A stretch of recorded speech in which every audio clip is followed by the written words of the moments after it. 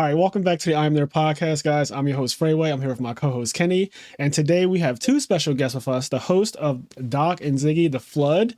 The Flood. Yes. So why don't you guys introduce yourselves, because you are actually an optional boss on our Patreon. They're at the absolute highest tier that you could possibly be. And I've known Dan for a very, very long time. Like, honestly, when I played Yu-Gi-Oh! As a teenager, I feel like he was around. And now we're both old-ass men in our 30s, just, you know, dying out. But yeah, you guys introduce yourselves. I know that you do a podcast on like pop culture and stuff like that, but I'll let you guys kind of handle that part. Go ahead. Hey, well, what's cracking? We are The Flood with Doc and Ziggy. And you know what we do? We take our pop perspective. We put culture in context to make the mainstream make sense. You know, usually what we do is we talk about the news happening around us and how it shapes the culture that defines us. So music, movies, sports, tech, games, politics. If it matters, if it's interesting, it's absurd, we cover it. Whatever's ringing off in the Twitterverse, whatever is, you know, flying throughout the news chyrons, that's kind of our thing. Okay. I just wanted to say real quick, that was beautiful what you guys just did. It was either scripted or somewhat rehearsed, a little bit on the fly. Fraser, I'm not doing that. I just want you to know right now. I was thinking to myself, how come we don't have that? How come we don't do that, Kenny?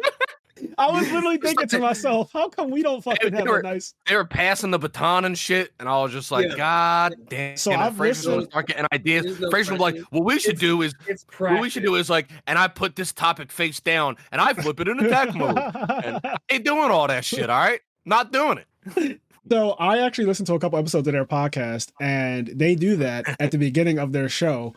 And at first I was like, is that pre-recorded? But I feel like you guys do it live every time. Yep, yeah, every time. You know, it's live every time to keep it kind of fresh. And yeah, no, that's dope. It feel rehearsed all the time. That is dope. So when did you guys start your podcast? 3 years ago? Yeah, right around pandemic time. 3 years ago. Holy shit, because we're not even 2 years in yet. I think our birthday is July 15th. So July 15th of 2023 will be our 2-year anniversary. Okay. But yeah, the podcasting space is really nice. What made you want to get into it though? So we used to work overnights at CBS together like a decade ago. Oh, damn. And we would just talk about all of this shit. And then he had a housewarming party for 15. He moved into a place 15 minutes away from me. Yeah. And I came over for the house party. He was like, I felt like I wanted to start a podcast. And I was like, me too. So we decided to have the exact same conversations, except put a microphone in front of our faces. Yep. Basically the same thing for me and Kenny. Yeah. The first recording was real rough, but we took that one down. Now we got ourselves a nice little groove we riding. You know, we kind of just worked it and learned it as we were going along. I work, you know, in the evenings. All I do is listen to music and podcasts and like audiobooks and stuff like that. We got together when I had the housewarming party, like Dan said, and had the little meet cute as it was, and then started running this little thing here. And 3 years later, this is where we're at. Yeah, I mean, like we listen to enough podcasts, and there's that Picasso quote, you know, good artists innovate, great artists steal. Yes. Kanye uses that all the time, and I agree with that too. I feel the exact same way. Like, why try to reinvent the wheel when the wheel's already created? You can just copy the design. So yeah, net deck. Yeah. Yep. Yes, I am a filthy net decker. By the way, are you both Yu-Gi-Oh players, or is it just you, Dan? Just me. Okay. Me. So Yu-Gi-Oh back in the early days, but no, I have not touched a Yu-Gi-Oh deck since middle school. Okay. And what about anime? Because I noticed when you guys said all the things you guys talk about, I didn't hear anime as one of the topics. Oh yeah, no, I'm an avid anime watcher. Yeah. Okay. Actually, so on our podcast we have like staple segments. Like a couple of them are like, who the fuck asked for this? So we'll find something that came out like the Kentucky Fried Console. And KFC made a gaming console. What? I heard about that. I did not. I did not. It's the KFC console. What was the other one? Oh, the Xbox mini fridge. Xbox mini fridge. The Mountain Dew hard seltzers. Peeps flavored Pepsi. That's disgusting. Oh my god. That is a fucking crumb. They should be banned from making any more drinks that are not just standard Pepsi once they made that. Peeps Pepsi. Yeah. Pepsi's already sweet as hell. I can't imagine Peeps sugar on top of it. Yeah, that's what I'm saying. It's marshmallow flavored soda. Dog, that's just get a cream soda if that's what you want, right? Like, but the one bit that we always Dr. have Pepper. whenever we have the show is, you know how people have those hills that they're gonna die on? Like a belief that cannot be moved from. So, since we are the flood, we want to see if people's hills that they are gonna die on survives the flood. Okay. And we came with two. I've got an arc. You guys. All right. Let's hear it. Mine is Yu Yu Hakusho is the quintessential. It's the perfect shonen. It's not the best, but everything you want from a shonen, it does perfectly. Speaking about anime, right? Since we're talking about anime at the moment. Yeah. Oh, okay. So let me think. Yu Yu Hakusho has a lot of things that every shonen has. It has a protagonist that's kind of dumb but really powerful. He gets possessed by a demon at some point that takes over his body, helps him win a fight when he's about to lose. It has his sensei dying, which is obviously a big part of almost every shonen. Like your teachers at some point going to perish.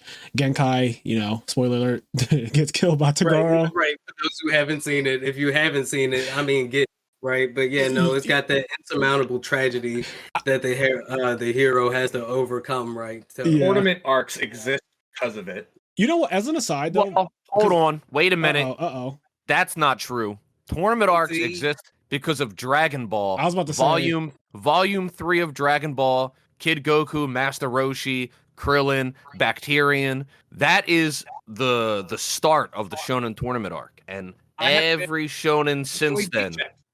Would you say? You're not even back. No, he's right. Yeah. Dragon Ball is the starter of the tournament arc, but the Dark Tournament is one of the most popular ones. Interesting. Yeah. You got your goals. Like, to this day, I can't decide which one of the four is my favorite. Which one of what four? The main characters of Yu Yu Hakusho. Kurama, Hiei, Kuwabara, Yusuke. It's gotta be Yusuke, right? Like, I always say... I'm a Hiei fan. Kurama's so stylish. Hiei is my favorite character. For me, it's Yusuke all day. Yusuke has so much fucking energy. Like, he is just... I don't like characters like that. Put down and pick up Yusuke, right? Like, that's real top G energy. Yeah. One of my favorite moments in that, it's during the Dark Tournament, and he's fighting the guy with the mohawk, the like biker guy. I forget his name. But Chu. Yeah, they're rumbling, and the fight gets to the end, and Chu takes a knife and he puts the knife into the ground on both sides. And both Chu has to put like his back foot on the knife, and Yusuke has to put his back foot on the knife. And they basically just straight fisticuff brawl with a knife on the blade of the knife on the back of their foot. It was insane. And there's no backing down. It's literally just punching forward until one of us get knocked the fuck out. And it was the manliest shit I've ever seen. I was like, this is awesome. For me, it's Hiei versus Bui, or however you say his name. That fight is probably the most iconic thing I remember from Yu Yu Hakusho growing up, because obviously Dragon of the Darkness Flame, and that guy had this big ass axe. And I remember his first fight, he had an opponent that tried to attack him. He didn't really move, and then he just hit the guy one time and splattered him all across the fucking arena. And so when he fights Hiei, it gets to a point where like his armor comes off, and he's talking about how he only wears that armor to protect the people he's fighting and not necessarily himself. And that was where that line came from, by the way. Like the whole, I wasn't wearing this armor for myself, I was wearing it so that my spiritual pressure is condensed and I don't kill everybody around me type vibe, because that shit gets used a lot throughout shonens after Yu Yu Hakusho. But then obviously the best part is just Dragon of the Darkness Flame being reversed on Hiei, and then Bui beating the shit out of him, and Hiei just taking every single hit, being hit on the top of the arena and everything like that. Like smacked around for what seemed like, when I was a kid, I felt like he pounded on him for at least 5 minutes straight of actual time. I don't know how long it actually is, and I don't want to go back and look because I just like having that memory. Time, dude. Like, can you just fighting somebody for 5 minutes straight, right? And then to be getting your ass whooped for 5 minutes like straight, literally getting punched on and kicked on for 5 minutes without any response, and then he just kills him. He just fucking kills him, and there's nothing left of him. Like when he just shot the dragon and he tried to block it, there was nothing left of that guy after that. That was one of the most insane. Yeah, one of the most insane things I've ever seen. So I do think that Yu Yu Hakusho is a quintessential anime. Like the question of is it the perfect one is hard to answer on the spot, but it is quintessential in what anime shonens are in general. Like it does have every single trope that you can think of, you know, even down to the dad being a mysterious character that ends up being outrageously powerful, right? Like look at Naruto. You had Minato being his dad, the fourth Hokage, and that got revealed way later in the show. So yeah, I agree to an extent. Perfect is a strong word, but it's definitely, I mean, it is one of the best, and it has a lot of the tropes that later get used and reused, but it does them all well. I was just having a conversation last night where a lot of times people will say something is generic or something is tropey to say that it's bad, and I don't really think that something being generic means it's bad, because at the end of the day, humans have been on Earth for fucking thousands and thousands of years, and every story's already been told. It's all in how we execute. And so, like, for example, what'd you say?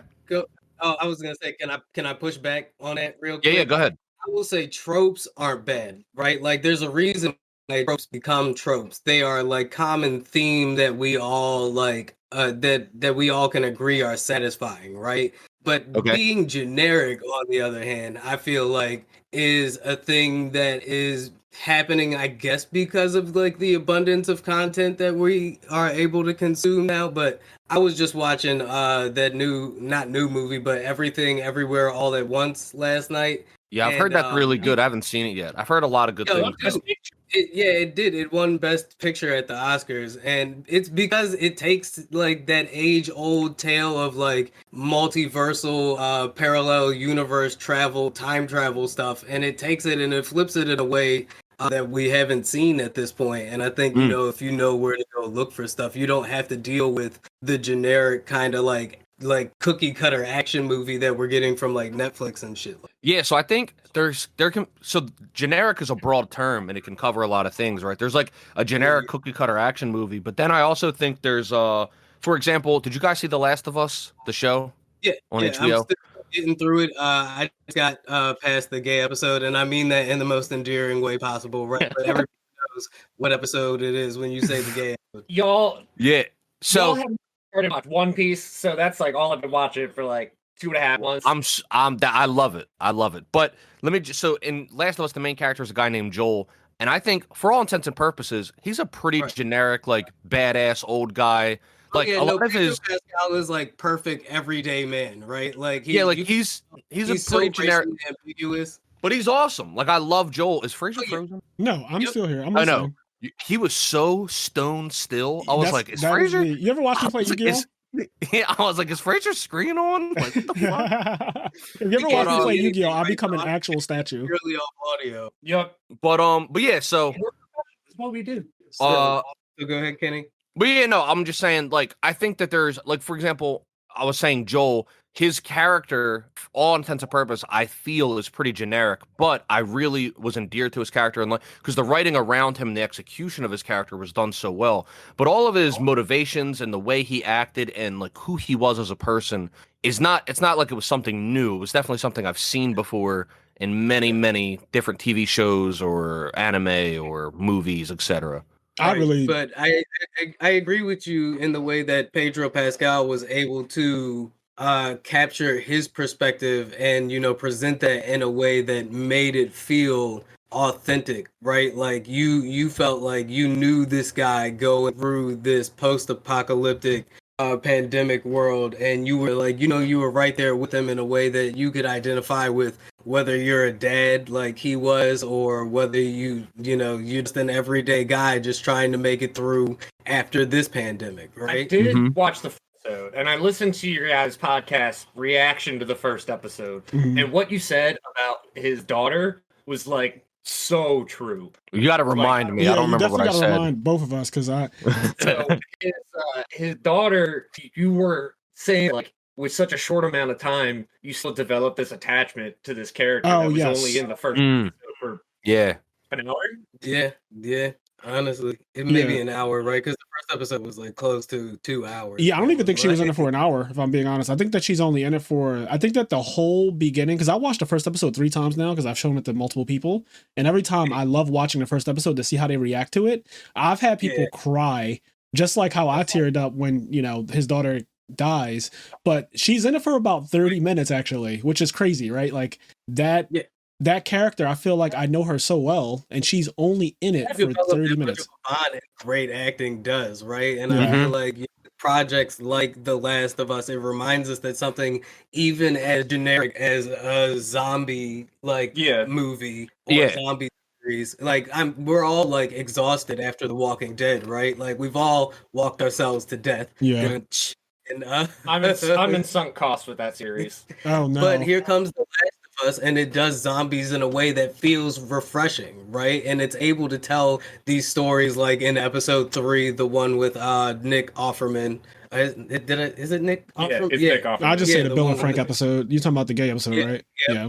And that was so endearing, right? Like that's another one that was able to get us invested in these two people who, you know, aren't even real people, but like their story was it was heartbreaking, right? Yeah. Like see they like ended it together. Like that was some real Romeo and Juliet in the zombie shit, and it was gay as fuck, and I was here for it. Oh my god, I cried so bad that episode. What the fuck happened to me, man? That like the strawberry part and everything. Like so much of that episode was insane. Heart out, didn't it? Because I'm in there trying to like work out through it. Like I just wasn't ready for that. I didn't know that the show would have something like that. Yep. Yeah, it was done well. So on the I kind of agree. It's to go back to the original point. In terms of quintessential shonen, it's hard to say because I guess that means it's the shonen that you write the book on. Like if you want to make a shonen, you look at this one to write the book. Anime's favorite anime, and it's really fucking good. I just have a hard time saying what is. Well, I don't think that there's one is the thing. I don't think that I think that there's a group of them, and they're all the oldest ones, right? Because that's the requirement to be.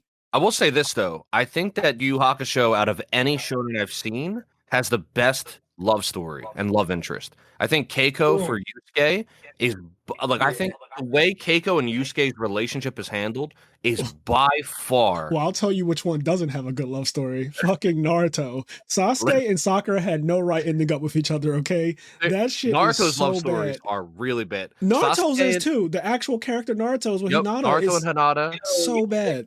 They're all toxic, right? And it's no wonder these kids don't know how to form relationships. That's now, actually they true. All grew up Also, the love story, the whole conflict was based on fucking Obito and Rin, I think her name is. Like, that shit was trash. Like, all trash. All of the love stories in Naruto are awful. And that's I only brought up Naruto because that is one of the biggest anime of all time. And, like, it's probably second only at this point to Dragon Ball. And it is just, I don't know. The love story and that shit is just not good. But, one thing... It's simping to a whole new level, right? Like, every character in that shit is down bad, right? That's true. Like, in the worst way, son. One thing, like, all right, so you know how we said that like the greatest of all time is actually like a goat farm, and it's just a bunch of goats like hanging out in the pasture. Free range, yeah.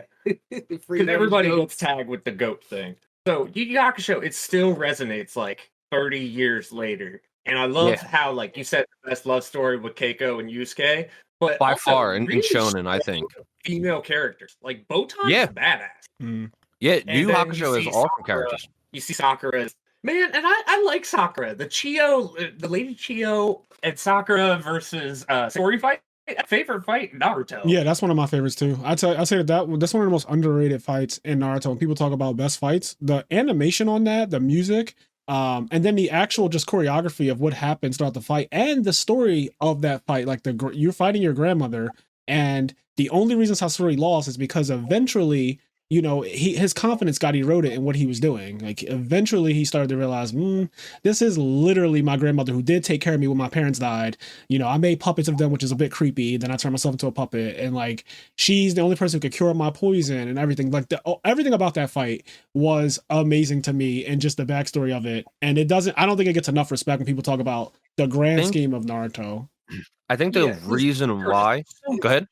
What'd you say? I didn't hear you. My bad. Well, no, I just couldn't hear you. What did you say? Yeah, you gotta talk into the mic. I couldn't. Sakura just gets way too much shit. Like, I think that is the reason why it's not. That's your leg. That's the leg. They would have died. They would have died without her. Pretty much, I love that fight so much. I try to stand up for Sakura, and it's just real hard to do. It's real hard to do. Well, that's the thing. Kishimoto ultimately, and I think he's even said this. I might be misquoting. I think he said that he admits that he's not good at writing women. Because like he's not and it's evident. It's hard. Like you have to. No, it's. You know why it's hard? Because we're men. Yes. I disagree. I hard disagree. I don't think that it's hard to write women because you're a man. I think it's so okay. So there was a tongue in cheek, right? Like I'm not saying can't write a female character or even a good female perspective a man, right? But I feel like when writing characters with like the childish like nature of the Naruto like aspect, yeah, I do think, you know, men probably think, oh, like silly little girls do silly little things, right? And simp over like the bad boys and stuff like that. And that's what you end up with when you try to like water down, because I mean there's not like a whole lot of characters. Like if they wrote the same story, if they wrote the same story and just Sasuke was a girl and they left Sasuke completely the same, they didn't change anything about Sasuke, but it was a girl, it would be a great character. Yeah, like it would be a great, you know what I mean? Like they don't have to make Sasuke wear pink. Like it can just be Sasuke, but a girl. Yep. And it would be good enough. But I want to so shallow sometimes. I want to expand upon this too, because I think that Kishimoto, being, you know, the goat that he is for coming up with Naruto and everything, like look at the final villain of Naruto. It's fucking a woman who doesn't speak. Like, talk about how sexist that is, right? Like, that is literally the most ridiculously sexist shit you could do. Is you introduce the most powerful character in the entire series, Kaguya, and she doesn't even speak ever. Like, not a single time. It's a woman who just does not speak. It is so fucking bad, and there's no excuse for it. Like, there's none. It's right up there with Quentin Tarantino refusing to give Uma Thurman's character in Kill Bill a name until Kill Bill 2. And then he even just went, like, you know, cheap shot with it and called her Kiddo. Right? Like Beatrix Kiddo is what they ended up naming her. And she was like, I'm not going to come back and do the movie if my character doesn't even get a name. In the first script, like, she has no name. It's just the bride. Interesting. Wow. I didn't know that. I never even noticed that. And by the way, Quentin Tarantino is pretty much my favorite, like, movie producer director. Yep. Backdrop right here. It says a film by Quentin Tarantino. Yep. Yeah, so for me, it's Martin Scorsese first, and then it's Quentin Tarantino. I just love Scorsese's work so much. I love all of the like Italian mobster, gangster type shit. But anyway, yeah, actually, I did a history of film class, and we just did American New Wave. So, like Kubrick, Francis Ford Coppola, Ridley Scott. So we just actually had the Godfather for class, which was awesome. That is an awesome class. Yeah, that is dope. Film classes. Yeah, the first class they had us watch the Zapruder film. Y'all know what that is? No, that sounds familiar, but off the top of my head, no. It's the Kennedy assassination clip. Okay, yeah, that's why it sounds. Because I have when I was younger, me and two of my other friends, we just would watch. You guys, before we started, we were talking about conspiracy theories a little bit, and on that note, before, like when I was young, like 15, me and two of my friends watched like a lot of random conspiracy shit, and we didn't believe most of it, but it was so interesting to watch a lot of it and think about it. And we would go on Snopes.com all the time. How old are you? Not to put you out there, I'm just trying to get it into. I'm 32, I think. Okay, all right. I'm 33, I'm 25. So I'm right.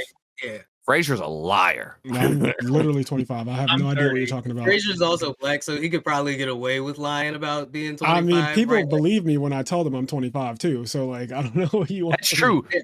Both of these podcasts, right? Beard, like, if I get this beard, I could say I was about 26. I get 30 years from now, me, like, we, like, on, you guys can't see it. Because I was going to say, on the right side of the screen, we're going to look, 50. And the on the left side of the right, screen, the black people on the left. y'all gonna look all pristine and shit.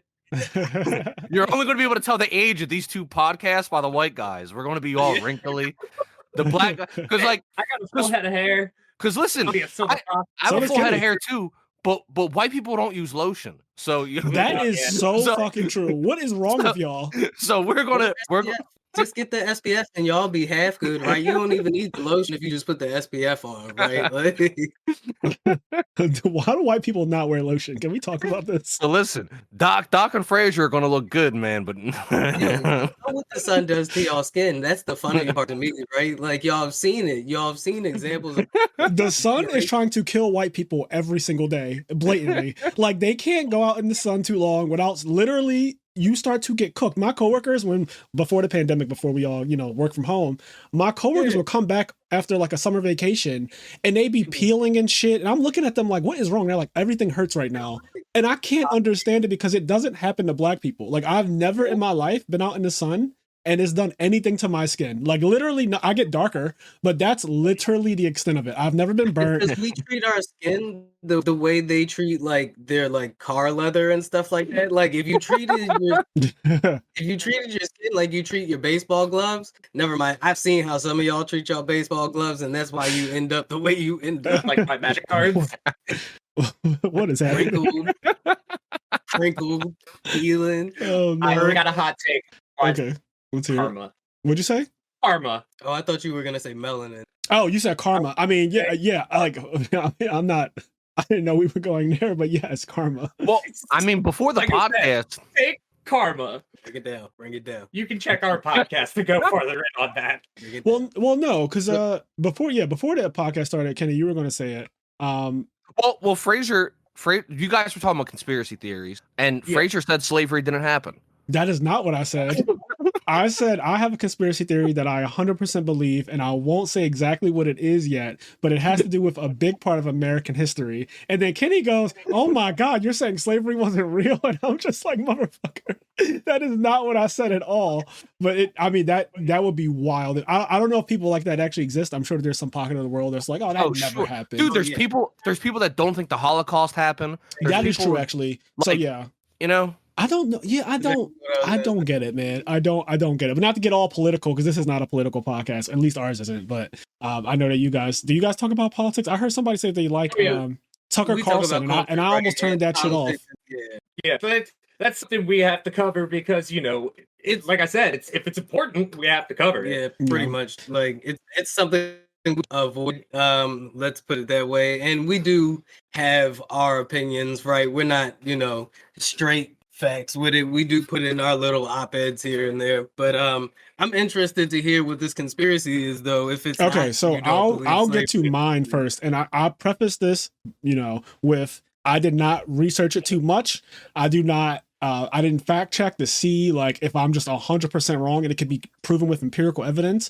I do not believe the moon landing was real. I do not. Ooh. That conspiracy theory is one of the most popular in American history, that we went to the moon in 1969. I think everything down to the date is a meme. The fact that it's fucking 1969 and all of a sudden we went to the moon and fucked it. Like, I just don't believe that ever happened. I think 100% that is just some studio nonsense. Like, the moon landing is probably one of the biggest scams ever told in American history. And I stand by that. I can back it up. Come on with it, Kubrick. I love to hear You it. can back it up. Kennedy said that we would get to the moon by 1970. So you think, and they did it by like 3 months. So you think they false flagged the moon landing? I do. I think that the moon landing is just not real. I don't think anything. The CIA.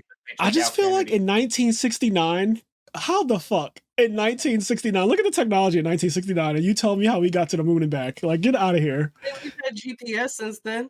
Like. The moon, though. We're not talking about GPS. We're talking about the fucking moon. Like, landing on the moon. My mind can't comprehend it, and that's why I have this take. Like, I can't comprehend in 1969 us landing on the actual moon in 69. I just don't believe it. Yeah.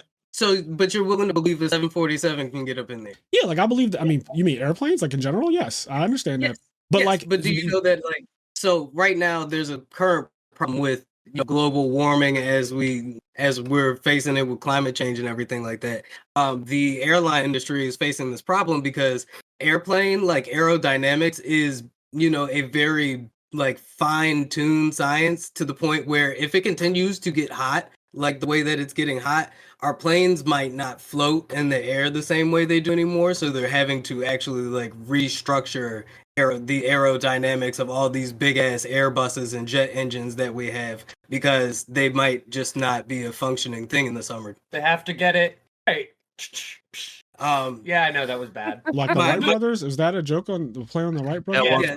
That was a joke on the Wright brothers. Okay, that was bad. That was really bad. That just reminded me.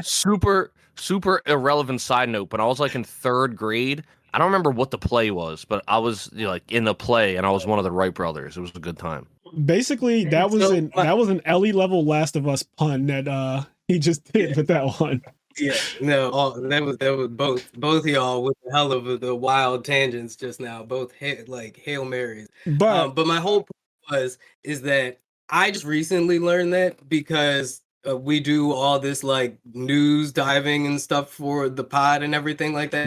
I had no idea that kind of calculation went into the aerodynamics of these big ass jet planes that are flying around in the sky. To the original point though about the moon landing, because I don't. Yeah, so that's okay. So hold on, let me cook. Yeah, because you're talking about airplanes, and I'm like, I don't see how this is relevant at all. Yeah, let me cook. Is you don't understand the dynamics. I didn't understand that temperature was a dynamic in the way that airplanes fly, but I trust to get on a fucking airplane, right? Like, so there are people that work at NASA every day that do all kinds of calculations that put in the effort to get us to places like the moon and send all of these, like, what's the satellite that they just put out there? The new one, not the Hubble, but the not the telescope. The James Webb telescope. James Webb telescope. Like, so keep the James Webb telescope. But this is also 2023. So you think we could get well, do you think we could get somebody to the moon now then? Yes. Okay, so you're just saying like with the capability of 1969, but didn't we set the Hubble telescope out there around that time too? But that shit just floats around. It doesn't land on a giant floating so you rock. you cannot keep comparing to things that are completely different. Like one of them is landing on the moon. That is what we're talking about. Not putting something out in space, not flying an airplane, not flying a Boeing 747. We're specifically talking about landing on the moon. So you're saying there's the trajectory of landing on the moon is not comparable to sending satellites out? 100%, because one of them requires that you actually land on a fucking huge rock that is very, very far away. And one of them requires that you literally put something only 30,000 feet in the air, like a Boeing 747. So I don't like, we're not comparing apples to apples. That's comparing apples to oranges when you do that. That's why I'm saying like, as there's 4 of us in this call, who believes that we landed on the moon in 1969? Are we raising hands? The people can't see. Wait, I thought you said you agreed with Fraser. I agree with Fraser. You don't indicate I have to agree with Fraser. No, okay, so what I'm saying to Fraser is if he doesn't think we landed on the moon because he doesn't understand the calculations, plenty of things. Well, I don't think you do either, though. I'll say this. Here's what I'll say on this topic. In general, I think we probably did, and I have some reasons for thinking we probably did. But I also think it's very probable, and there's a lot of, I guess you could say evidence in quotes, but you could say evidence that can lead down the path of not landing on the moon. There's a lot that adds up to go, you know what, maybe we didn't. Yep. But I also think if you read enough into it, because what tends to happen is when you look into the moon landing, you tend to look for the evidence to prove that we didn't land on the moon. And most people don't look for the stuff that proves that we did. Regardless, the point that I settle on is kind of just like, I'm not nearly educated enough to make a real educated guess. And I just kind of lean toward we probably did. We're not smart enough. That's literally exactly. And that's what I prefaced this entire thing with, that I'm not somebody who went out and like researched where we did or didn't. I just actually don't believe that we did. Yeah, that's all I was saying is, but I was saying if you trust airplanes, you don't understand how airplanes work. I trust that they made it to the moon, even though I wouldn't understand how we would have fucking done that in 1969. Yes, and back to my point, I don't think that those two things are comparable, so that's why I don't see the relevance. Like those are just two completely different things.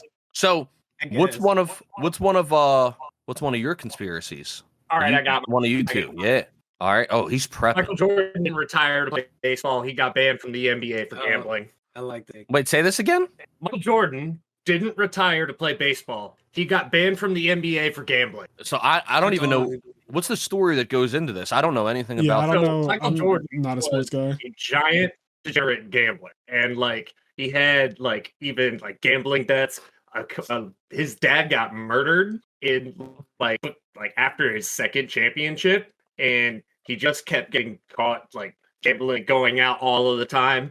But he was also, like, the face of the NBA, so they can't just, like, all right, Michael Jordan, you're, suspended for a year. The commissioner was probably like, look, Mike, you got to go away for a little bit. This isn't cool. You subscribe to the idea that his dad was murdered because of a gambling debt? Yeah, because we've also talked about like who's gonna win, LeBron or Jordan, and you asked me, does Jordan have money on the line? And I said, if he does, he's certainly gonna win. That's my hot take. I think Jordan actually retired. I think he got banned for gambling because he's a generous gambler. I wish I could interact more with this because I love Michael Jordan, but I've never heard of like any of this. So I don't really have many. I don't have much to contribute. This is a pretty common like NBA conspiracy because Jordan. Yeah, I never heard of it somehow. Get in trouble for point shaving. Was it 96? That sounds about right. That would be right after he came back from his suspension. Yeah. Or playing baseball. I'm sorry. Yep. I think the issue here is that Kenny and I, we don't really do sports, and that's why we don't really have like too much input on this type of thing. Our podcast is primarily just nerd shit, and also Kenny and I are both just like dedicated nerds who don't really care too much about the NBA or NFL outside of when our city's in the championship. Like the last time I cared about football was during the Super Bowl of this year. Before that, couldn't care less. Same thing with the NBA. Like if the Sixers are not in the fucking finals, don't really care too much. Same thing with baseball. The Phillies were in the World Series, but before that, I couldn't tell you who was in the last four. You could edit all of that out. I was just like, I got a No, that's not getting edited. Yeah, we're not editing anything out as far as that goes. But like, we don't have much to say about Jordan and like the conspiracy because it's not something that's. Yeah, it's just not something I unfortunately. It sounds interesting. I just unfortunately don't know enough about the situation. Yeah, like I can't say anything about it. If you brought up a random Kobe Bryant clip, I might know it because that's fucking somehow my Instagram has been like it's just like girls. It's like girls with big tits, girls with big asses, and then Kobe Bryant clips. Like I don't know why. I don't know why that's my Instagram, but it's like it'll be like a girl with a nice ass. It'll be a girl with a nice ass, a girl with nice tits, and then it'll be like Kobe Bryant talking about how he's the greatest and how he destroys people. That's my Instagram. Yeah, no, that's a lot of my Twitter. I mean, the retirement was like the whole thing around Space Jam, right? Like he retired in Space Jam, went to go play baseball, and then Bugs and them recruited him to come back to play. Oh, Jordan? Yeah. That's right. That's why he got suspended, and then as a cover-up, he made Space Jam. No. To explain why he. Okay. This is. I mean, it sounded like a conspiracy theory the more you talk. Yeah. So my conspiracy theory, the one that I've been getting into recently, is that Michael Jackson is actually not Joe Jackson's son. It's actually the bastard love child of Smokey Robinson and Diana Ross. And oh shit. Yeah. I've never heard this one. Yo, I was all here for it, right? No, because look, if you look into this is new to me. Look, so Michael Jackson heads will know. Michael Jackson and Diana Ross had like this really weird relationship where they were like constantly together when Mike was becoming like big on the scene, and like she always referred to him as her son, and Mike would always call her like mom and stuff like that, and they would go shopping together, and he would stay the night over her house and shit like that. And when Diana Ross was young and she was coming up in what fucking group was it? The Supremes, right? Her and Smokey Robinson had this weird relationship that all gross rock legends had back then with young fans and like Elvis Presley and his like 13-year-old wife. Yep. So Priscilla Presley. Right. Yeah. I always think that's funny when people call Michael Jackson a pervert, and I'm like, but y'all just letting Elvis live. Like he literally like, what's scary as a side note to your story, but on the topic of what you're talking about, it's scary how common pedophilia was like before the modern age. Like Elvis, like if you go back and listen to the bar I work in, they play music. The amount of songs that are just about like fucking 17 and 16-year-olds. Like, first of all, Dancing Queen is creepy as shit. I brought it up earlier before the podcast, but like, there's a part where they literally say she's only 17, and like they sound happy about it. And then there's the song "Sweet Little 16." There's just like songs on top of songs. Like Elvis literally married a 13-year-old. All those 70s like hair metal bands that everybody loves, like Guns N' Roses and all, they all like 14-year-old fans on the bus and shit like that. It just gave me a moment where it was like I never realized that. Just like the time where you told me it's not Tommy Hilfiger. It's Tommy Hilfiger. So let me get back to it though, right? Smokey Robinson and Diana Ross had it, right? So the conspiracy theory goes, is Diana Ross pregnant and had to give the baby up because she didn't want to blow her cover being so young and the Supremes becoming a thing and Smokey Robinson, and she wouldn't abort it like Smokey wanted her to do. So they gave the baby to one of Smokey's close friends, an ex-boxer turned bodyguard, Joe Jackson. Yeah. I like the story. Yeah. The story's awesome. And is there like YouTube stuff about this and everything? Oh yeah, no, you can go down that rabbit hole on YouTube. The whole scene is about Smokey Robinson and Diana Ross coming to Smokey Robinson and him being like, the kid's not my son. That look, it goes. You know what I love? Dirty Diana. I was just about to say. There's an extension to the story. I've never heard this version of the conspiracy, but there was a big conspiracy around the song Dirty Diana, and that it is about Diana Ross and like a falling out that she had with Michael Jackson. Yep. So it's that she's his fucking mom. I love that every conspiracy theory is heavily supported on YouTube, especially in the year 2023, where like YouTube has gotten absolutely cracked out on just the amount of good content out there. Like, you remember how YouTube started, because we're that old. Oh, yeah. But where YouTube is now, you can basically find supporting evidence for anything you want, and there will be channels and videos that are dedicated to proving like this conspiracy theory is real, the Earth is flat, or the moon landing never happened, or Diana Ross is actually the mom of Michael Jackson. What you said? There's a conspiracy theory about the Earth being no. The conspiracy is that the Earth is round. Stop.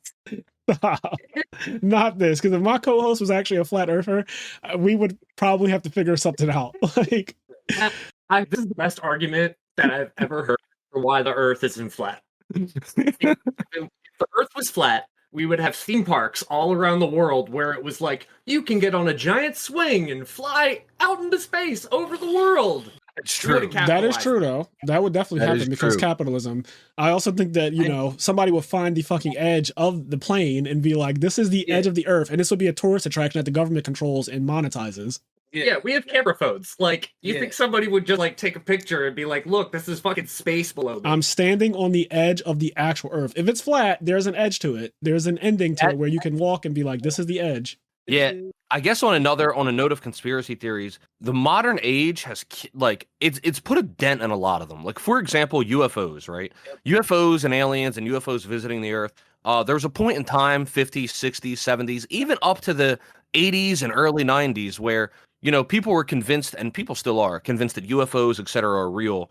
But the problem I have now is that every human on the planet has a high definition camera on them at all times. 4K. And now UFOs don't nobody sees UFOs. Like, UFOs, they came all the time when the only pictures we had were really grainy and orange. But like, now that we have these super high definition cameras, nobody fucking finds UFOs anymore. And it's like, as time goes on, it puts a damper. What about those videos that the government put out? What was it? Those are interesting, and I can't explain those. Those are interesting. But at the end of the day, it's still just like a dot. The problem with those videos, even though they're interesting, is like it'll just be a dot that then flies somewhere. And it's like, are you telling me super government cameras that can see into space couldn't fucking zoom in on this dot? Like, why is it still just a dot? Jet cost you $40 billion and the kind of video footage it takes.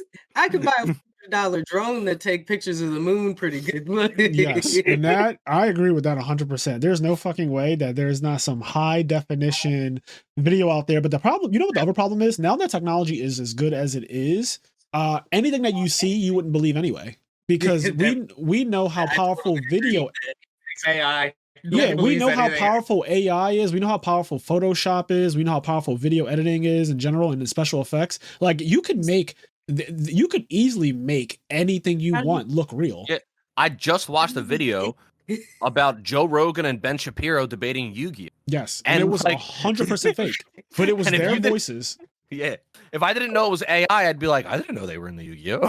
I was listening to a video the other day, of Biden, Obama, and Trump arguing a tier list for Smash Brothers. Oh my god! Yep, I saw that. Yeah, I saw that one too.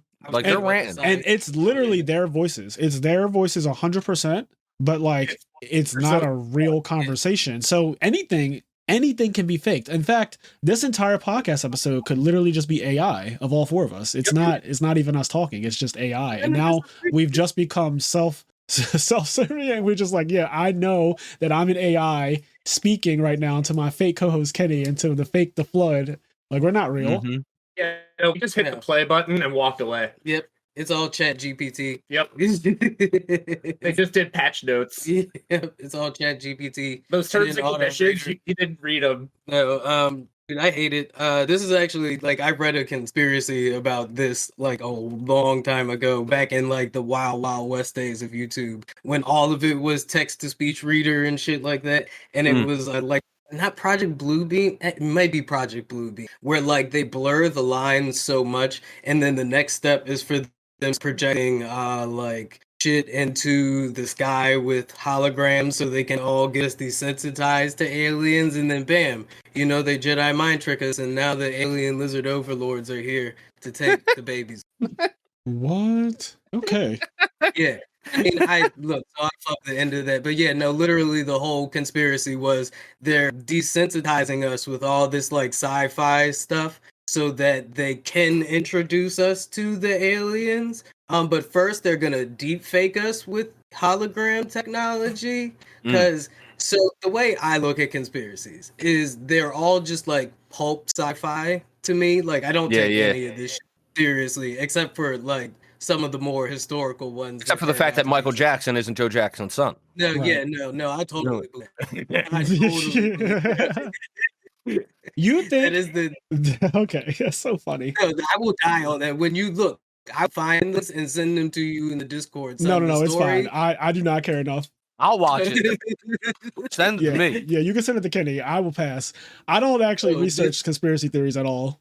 You don't need to research it because the story is wild, dog. Like, come on, because Michael Jackson's not normal, and that would totally explain why he's not normal. Yeah, I don't think any kid in show business is normal though. Look at all of them; they're all fucked. I mean, fair enough. Yeah, fair enough. I feel like all kids in show business are just out there.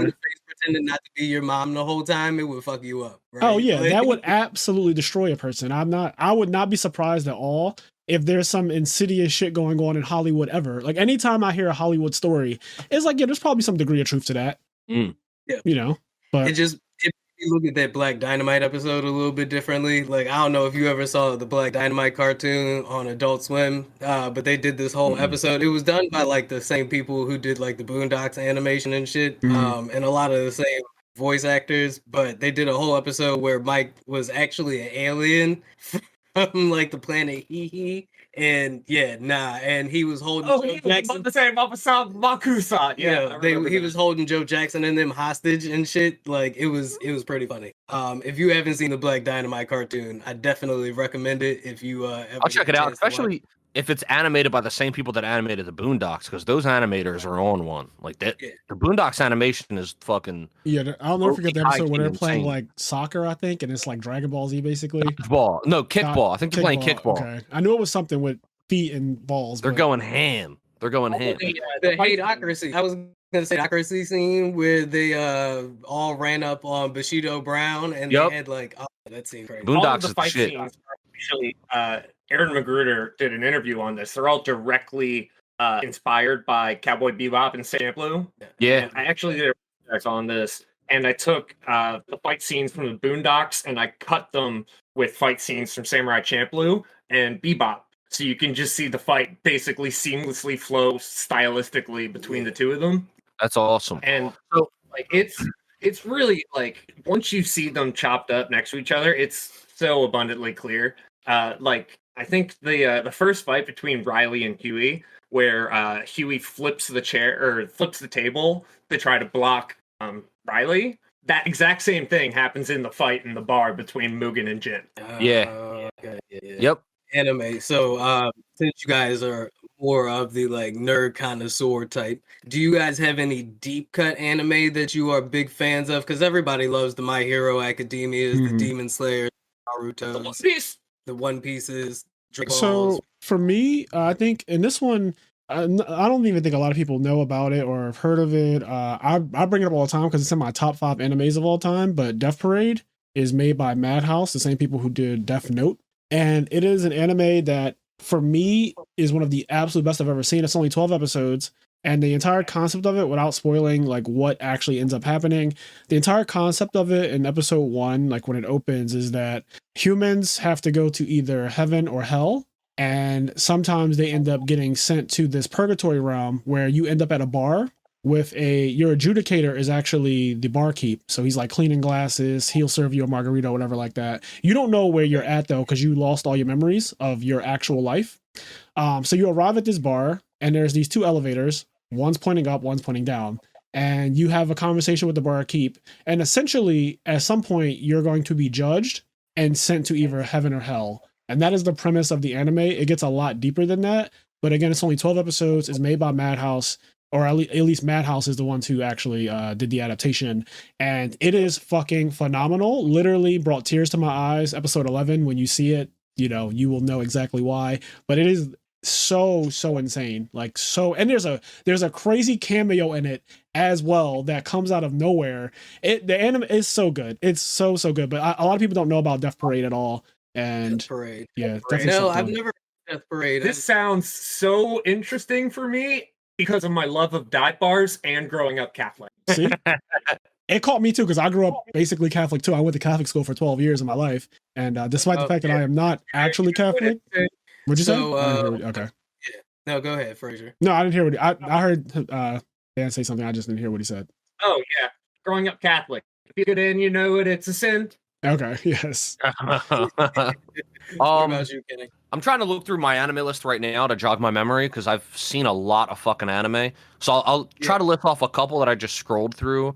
It's cut, but I think it's underappreciated. Which one? Everybody like the great Toonami anime and everything. Yeah. I don't think Gundam Wing gets quite enough love. No. I really don't think so. I don't know about that one. I feel like Gundam Wing is like one of the biggest anime there is. Here's what I'll say. I think out of the Gundams, there's 3 Gundams that most people, I'm not gonna say most, but the three most popular Gundams are Gundam Wing, Gundam Seed, and G Gundam. Yeah. They're the 3 most popular. But I will say in general, I don't think that Gundam as a whole gets enough love. Most people I meet just say like, "Oh, I don't watch robot anime," and I've actually anime. I feel like it should. Yeah, as popular as Gundam is, like I know Gundam's popular and it does really well, but I've met like 2 people in my entire life that like Gundam as much as I like Gundam, and like everybody else is just like, "I don't like that mech anime." I'm like, "Have you seen it?" Nah, not really. I'm like, well, how do you the fuck? No. Oh, they're flying robots in space. Cool. Like, what? Like, how is that not exciting to y'all? Like, I don't get it. Anyway. Yeah. I just think, like Kenny said, Gundam as a whole is kind of just like underappreciated. Ooh, another one. Big O. Speaking of mech anime. You mean Japanese? That's an old one. So I feel like, because when you say deep cut stuff, I'm thinking of stuff that did not air on Toonami or Cartoon Network as what I would consider a deep cut. I feel like if it's on Cartoon Network, that shit is mainstream. Like that is a mainstream anime. So one of my favorite anime. Now you can tell me if this is a deep cut to you or not, but I didn't see it on Cartoon Network. It's Hellsing, the vampire anime. Where like the Hellsing organization is like this detective agency / like I guess special forces agency that works inside with the UK with the British government to hunt down demons and vampires and ghouls. And one of these police detectives ends up getting mixed up with a scenario where she gets turned into a vampire by like their top special forces operator, which ends up being this vampire named Alucard. Spoiler alert, it's actually Dracula. Yep, backwards. No, but I just Pennsylvania shirt. I like the whole like flip. It's got like very goth like aesthetic. I don't know if it would if the storyline necessarily holds up to date or like the writing. I'll say holds up to date. Hellsing's cool. I'd say it's a cut. I don't know if it's a deep because Hellsing wasn't. It's not something that the average like Naruto Bleach fan would know, but it's something that if you're like the next level, I agree. There's like tiers of getting into anime, right? And there's like the initial foot in the water where some people just watch like Naruto and Bleach and whatever other equivalent there is to those. But then there's the next tier as you get more into it and you start looking up anime websites, and like around there, like level 2, level 3 is where at least people from our generation, we're all around the same age, I think know about Hellsing. I think newer fans might not know about Hellsing just because it's kind of a product of its time. But everybody around our age that's in the anime, like more than the surface level, I think probably know about Hellsing. That doesn't necessarily mean they all seen it, but yes, like I know about Hellsing. I have not watched it because it's not my type of anime, but I definitely know about it. And growing up, like same thing with Evangelion. Evangelion is like one of the most iconic, anime out there. I haven't seen it, but I know a lot about it just because of how like, big it is. Same thing with kind of Hellsing. I know stuff about it without having to have seen it. Yeah. What about have you ever seen Ninja Scroll? Yeah. I've heard of Ninja Scroll. I've never seen Ninja Scroll. Ninja Scroll is a classic. Does that count as a deep cut? That's exactly my age here a little bit. Yeah, I feel like stuff like that is like, oh, it's more time, like the timing of it. It's like if you were born at this time, you probably know about Ninja Scroll or like a lot of the original old anime, like again, Evangelion being one of them. Like that's one of the old, like early 90s anime that was really popular back then. Yeah, and I saw those on like bootleg DVDs that I got from my mom's like Jamaican barber friend, right? He's like, anime DVDs for you, right? I used to get one of the ones that we both watched. Have you guys heard of Terraform Mars? I have not. I actually don't think I have heard of that one. That doesn't sound familiar. So you explain Terraform Mars, dude. That's another wild one where like a different like version of the Earth is going through this. It's okay, so it's Starship Troopers the anime, but like way more grotesque, right? And instead of space spiders, it's like these human cockroach things that are like mad OP. So and instead of like hyperized military gear, they get these genetic enhancements. They look like Larry the Lobster from SpongeBob. They get these genetic enhancements that also give them like bug properties. Like some of them get like yellow jacket speed and agility. Others get like damn, I'm trying to think of some of the other. This reminds me of another anime that my one friend recommended me. Everything was like roaches and stuff, and there were yes. I'm telling you, it's probably the same thing because they're fighting like these like anthropomorphized roaches that have taken over Mars. Okay, yeah. Sent them there to terraform it, and then they evolved into like these fucking hyper OP dudes, and it's brutal. I haven't gotten all the way through it because the fucking anime is so brutal. Like it's like Game of Thrones times like 5. Like I'm not gonna say times because I'm not trying to be over exaggerated, but like Attack on Titan. Every character, I'm spoiler alert. Every character you get introduced to in like the first couple episodes dies like right after their monologue. Like it's ridiculous. I have some deep cuts though. So, what? Go ahead. Oh, okay. So like VV Fluoride's Eye Song, that's a recent one, but I don't hear anyone talking about it at all. It is basically Skynet from the Terminator. Is the basis of the whole thing. So there's AI that in the future becomes sentient and decides that humans are a problem, which every single AI will eventually do, including the ones that we have in real life. And it decides that in order to help the planet, it's going to eradicate us. And it starts doing that. And the problem with the world that they're living in this anime, episode 1, everyone basically has a home assistant. So you know how we have, I don't want to say her name right now, but the Amazon one, because she's sitting on my desk. There's that. There's the Google Assistant. Well, they have, in the time that this anime takes place, they have full-on humanoid assistants, right? So you already see where this is going. And they usually tell the assistant, like, hey, take my kid out or play baseball with them or do the dishes or clean the house, right? And the humanoid AI does whatever a human says. And it's programmed to never be able to hurt a human being ever, right? Like that is encoded hardcore into their DNA and into their making their programming. They can never harm a human. But when the main like AI, the head AI, whatever it's called, realize that humans are problematic and have caused like catastrophes and wars and stuff, it removes that rule. It removes the rule from their programming, and that is the basis of the anime. There's a little bit more in there that I don't want to spoil, but it all kind of gets revealed in episode 1 with the premises. I think it's really well done, but it's not talked about a lot. And the other one I would say is Happy Sugar Life. This one is completely random.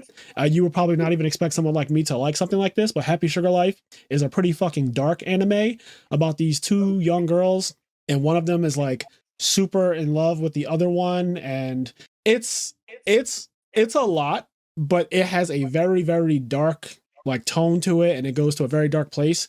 There's like a murder mystery type vibe to it, and it's very good though. Like it's actually very, very good. It's also very short. One of the things I love about anime in the last 10 years that I've been getting into is I love short anime now. Like I am not a fan of things that are hundreds and hundreds of episodes long unless it's something that I'm already invested in, aka One Piece. Like I don't mind One Piece still going because the story is not completely told, but you're invested in the story already, right? Yeah, I think that tells a good story and a good narrative. Like one of the ones I've been watching on Netflix that I feel like doesn't get a lot of hype is, I think it came out in 2022. It's called The Great Pretender. I heard that.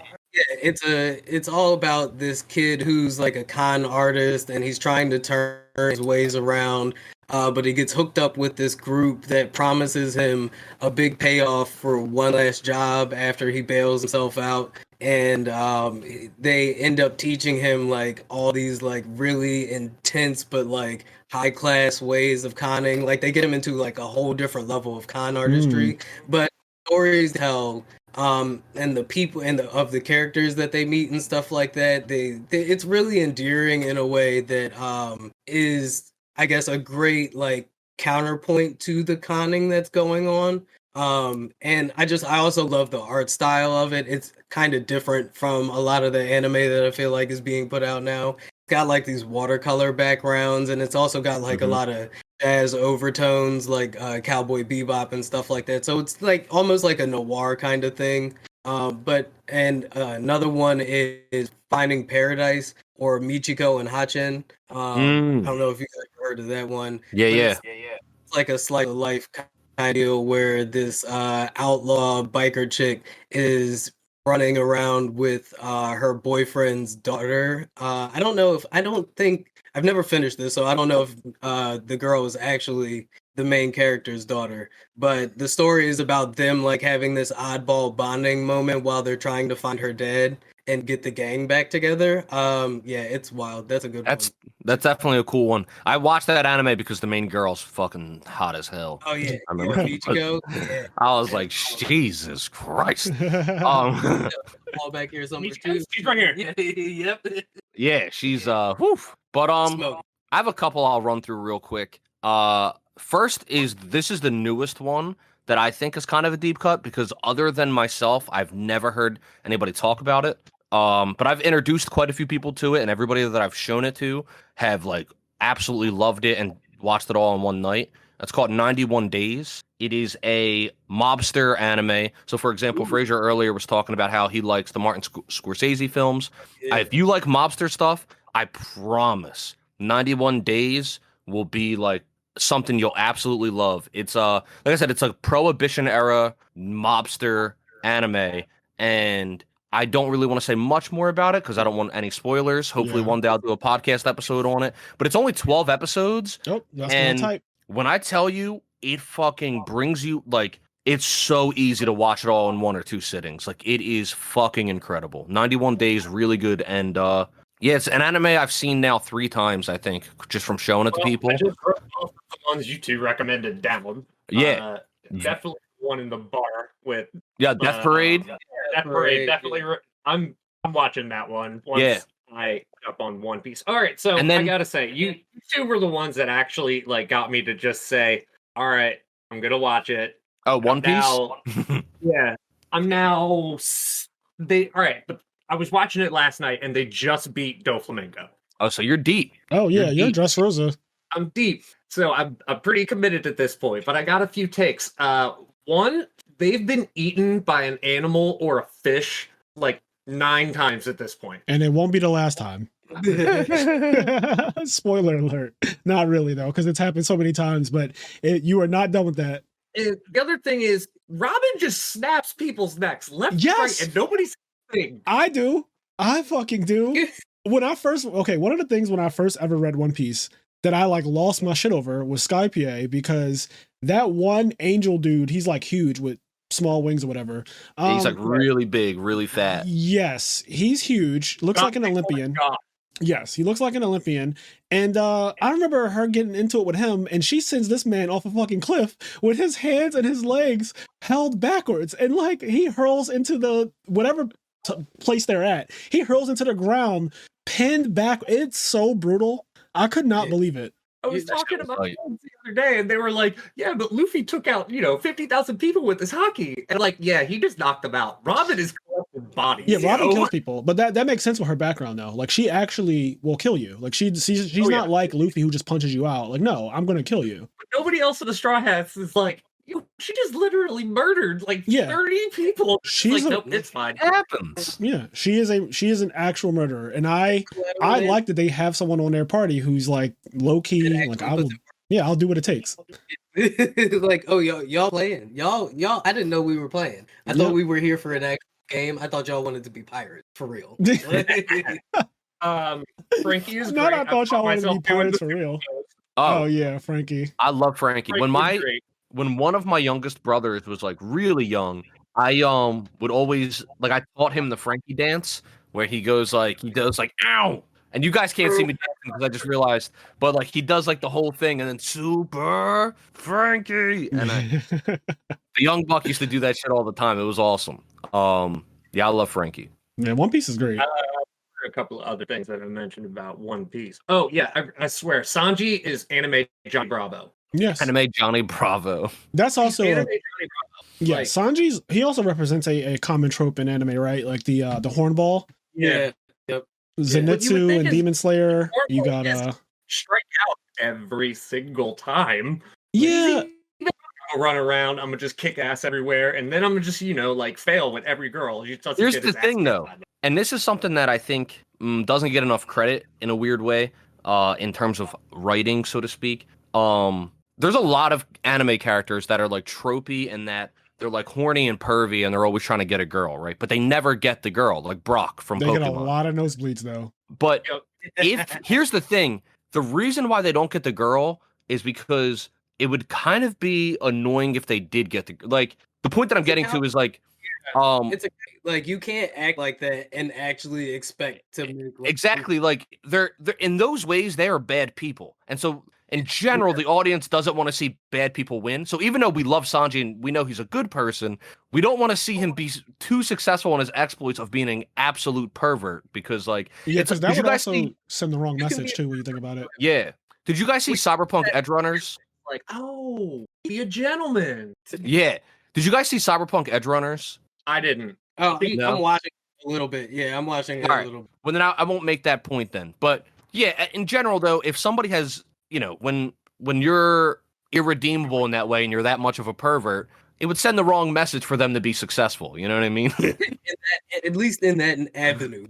Like, always, like, you don't want to send the wrong message here. It's like, that guy, we all know a guy like that, right? But that guy doesn't get fun. You also can't forget the fact that shonens are marketed to young boys, and definitely impressionable people are the main focus of shonens. So if you keep showing perverts that get away with it, or like they get successful and they actually end up sleeping with the girls or whatever, adults can see that and it would be fine. Like if I saw a pervert right now at my big age get away with being a pervert and like the girl ends up going for him or whatever.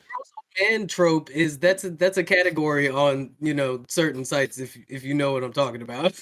Oh, I know. Like, that's a thing in like anime, right? Like there is that like gross old dude that pervs after the young teenagers. It's a part of their culture, just like we all had that one friend who went under his older brother's mattress or found a magazine in the woods, right, and would show everybody. Yeah, Doc. Their 69th episode was on hentai. Oh, okay. I didn't know how far we was gonna go into it.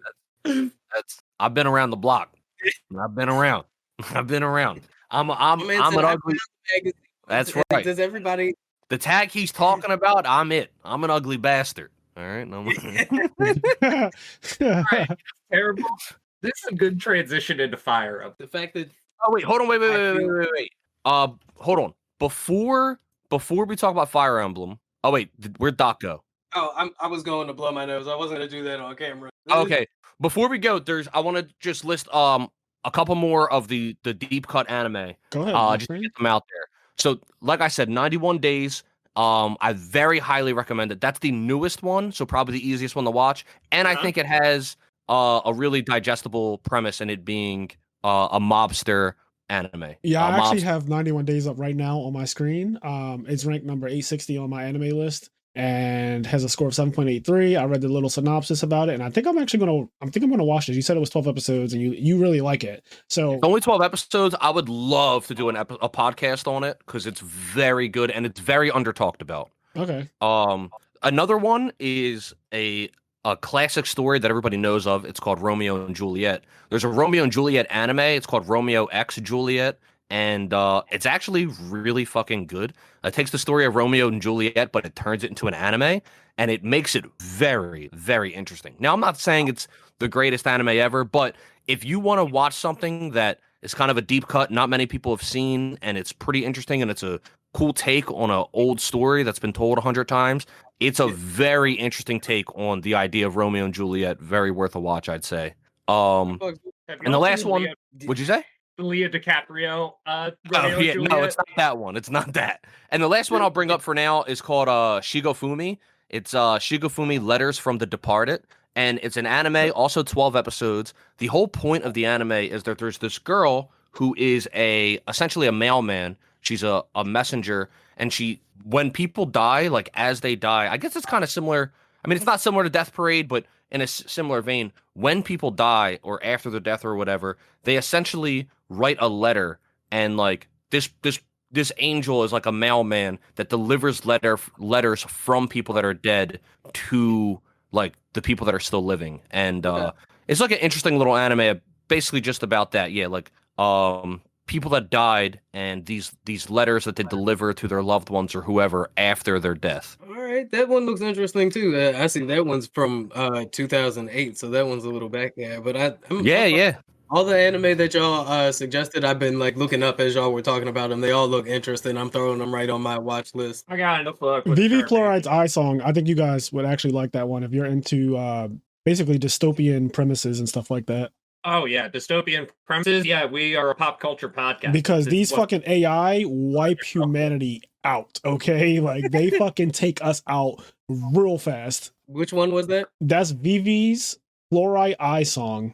VIVY is the way you spell the first word, but yeah, VV Fluoride Eye Song. If you type in VV Eye Song, I'm sure it'll come up on Google too. Because like honestly, that one is wild. It's only 12 episodes too, but it has some really cool things about it that I enjoyed it. I thoroughly enjoyed it. And the reason why it's called like Eye Song, it has a lot of music in it too. And the music is phenomenal. That's one of the things that like really got me.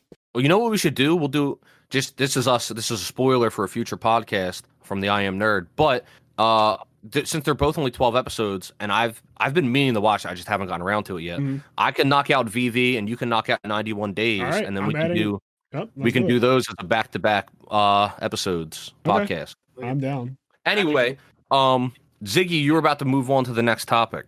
Yes. So, Fire Emblem. I've played all of the American releases since 7, which is the one starring Elwood. So, then I got Sacred Stones, all of the Ike games, and then I played Awakening. And I saw this thing in Awakening when I made a new game. It offered me the chance to play casual mode. Mm-hmm. I didn't know what this was. I looked it up, and it turns out if your units die, they come back. Yep. That changes the entire game for me because you got to protect that one healer, move around strategically. Like, if I just get all of my units back, I'm running straight. Yeah. Just running straight. Just going straight. Takes the entire game. Throws the entire point out the window. I'm running straight. That's it. So I have a comment on this. I understand why so I'm a very big Fire Emblem fan. I have played every Fire Emblem game, including the ones that have never come out in America.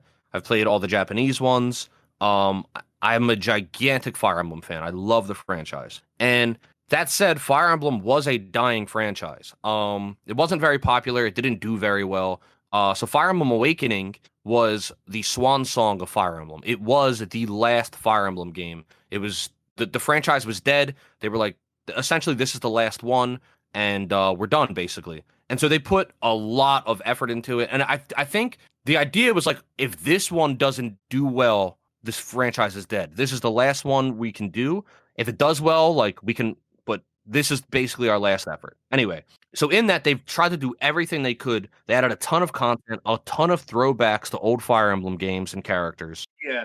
Also made it more accessible in some ways to new players that they were hoping they were bringing in. One of those things was casual mode, where one of the main premises of Fire Emblem is that if a guy dies, they are dead forever. It's not like there's no Phoenix down, nothing like that. If someone dies, they're dead. Casual mode makes it so that at the end of the chapter, they come back. So more like a regular RPG. And this does change the dynamic of the game a lot because it minimalizes a lot of the strategy you have to do, because initially a lot of Fire Emblem is about like either dealing with your losses and like if someone dies, you have to deal with that. Or strategically figuring out how to get through the map without taking any losses. And with casual mode, you really can just take all your guys and press W. And if you don't know what press W means, it just means hold forward, go forward. And just go into the fray. And if somebody dies, it's not that big of a deal. You can make really risky pushes and then not suffer the consequences because there's not really a big deal. I think, yeah, go ahead. If you haven't thrown your controller across the room and slammed the reset button, are you really a Fire Emblem player? Yeah, hey man, I don't know. But I'll say this. I think the newer Fire Emblem games, newer than Awakening, have solved this problem, but they still include casual mode, which I disagree with. I think casual mode betrays the game design of Fire Emblem. However, and that's my point. Yeah, it betrays the game design. There is a new mechanic they use now, which is essentially I'll call the rewind mechanic. In Fire Emblem Echoes, it was called Miller's Turn Wheel. In Three Houses, it was called Divine Pulse. And in Engage, it's called the Dragon Crystal. It all does the same thing. It's a rewind. You can essentially rewind turns. This, I think, is a good alternative to making the game more accessible, because you make a mistake and you can rewind the turn to try to play that turn out again. And what this does is it still makes the game easier, but it stays true to the game, to the philosophy of the game, and that you still have to find the right answer. You still have to figure out the right way to make it to the end without taking any losses, instead of just going gung-ho and not worrying about the consequences. And so I think the rewind mechanic is actually a really good alternative to Fire Emblem, because if we're being honest, that's how most people played Fire Emblem anyway. If one person died, they just turned their game off and turned it back on and try to play out the scenario in a better way. So I think the rewind mechanic is a very good design decision that is honest to the spirit of what the games want to capture. Yeah, I 100% agree with when you told me about that mechanic. I was like, okay, yeah, that sounds awesome. Yeah, that's a nice compliment. However, I heard that they got rid of another mechanic in the newest one. Kenny, the new Fire Emblem doesn't ask you to blow into it, right? No, that's only in one game. All right. Yeah. It's only in one game, and admittedly, it's a weird game. It's a weird game. As soon as like, all right, so it was already weird at Awakening, where it's like, all right, cool, you have to like ship these people to get the min-max stats of children. Okay. But then like in Conquest and Birthright and whatever the hell the other one is, like they do the romance thing, but then you could go like the extra mile and you have like a house, and then the person that you matched up with. That's a weird game. Walked out of the shower and it was like, okay, help me dry off, and the DS prompted me to blow into it. Fire Emblem Fates is a weird game. It's and I never opened the DS again. Fates is a weird game. It's definitely my least favorite, I think, of all the Fire Emblems. It's an awkward game. It's weird. It's got great gameplay, but it's probably one of the worst stories of any Fire Emblem. It's weird. Yeah, it's a weird there's game. just one side that is like objectively the bad side, and they're just like, well, we don't know if we're bad. Yeah, do you them at all? Because you're be quiet over there. No, this is a topic I know nothing about. The only thing I know about Fire Emblem are all the characters that are in Smash Bros. So if they're not in Smash Bros, I have no idea who they are, and even the ones that are in Smash Bros, I don't know much about them actually, outside of their like moves that they show in that game. Of all of the Fire Emblem characters in Smash, the most broken one in Fire Emblem is Ike by far. Really? Yeah, the last level, it's like once you get his unbreakable sword, because Fire Emblem has a durability mechanic, which I agree with, by the way. Once he gets unbreakable sword, he gets like a 70% dodge rate, 80% crit rate, and he just does his upbeat over and over in red bars, everybody. Yeah, Ike's pretty broken. Was it Grand Ether or some shit like that? What was it called? Yeah, just ether. Throw 3 elixirs on him, and then just like had everybody else sit back. Damn. It just turns into Ike the game. Because of Smash, I really like Byleth, and I understand that Byleth is actually an instructor in that game. Yeah, the professor. 3 houses. Yeah. Yep. Byleth apparently is broken too because they have proficiency in all weapons or something like that. Yeah, Byleth is a G. Byleth is definitely a G. I really like Byleth, so that's and Marth is the original for me because Melee and Marth. He's the original main character. He's the first main character of Fire Emblem. Oh wow. Okay, so he should be the strongest just on the premise. He's the man. He just like the quick synopsis of his story is that he's a dragon killer. He was like 16 or 17 years old when his kingdom was invaded, family murdered. He got like exiled from his kingdom, and he basically had to fight his way back, and he brutally killed a lot of people and raised an army of outcasts and like won his kingdom back. And it deals with a lot of interesting like premises, but Martha's a fucking badass. Don't let the fact that he checks on his nails fool you, all right? Martha ruined his title. It's so simple, but I like it so much. His like title becomes the Hero King Marth, and that man, he's the fucking man.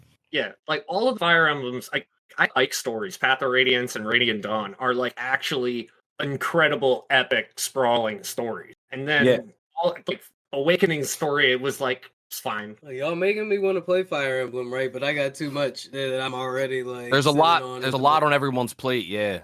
It's hard to get into something new. Ragnarok, right? I just started God of War 2018. I'm on Ragnarok. I'm like 25% into the game. It is fucking amazing. I haven't played it in over a month because I got sidetracked with Octopath Traveler 2, and that has been taking up. Octopath Traveler 2? Yes, there's a second one, and I love the first one. It just came out. All right, so I didn't play the second one yet. I played the first one, and I love the mechanics in the game. Like the combat system's awesome.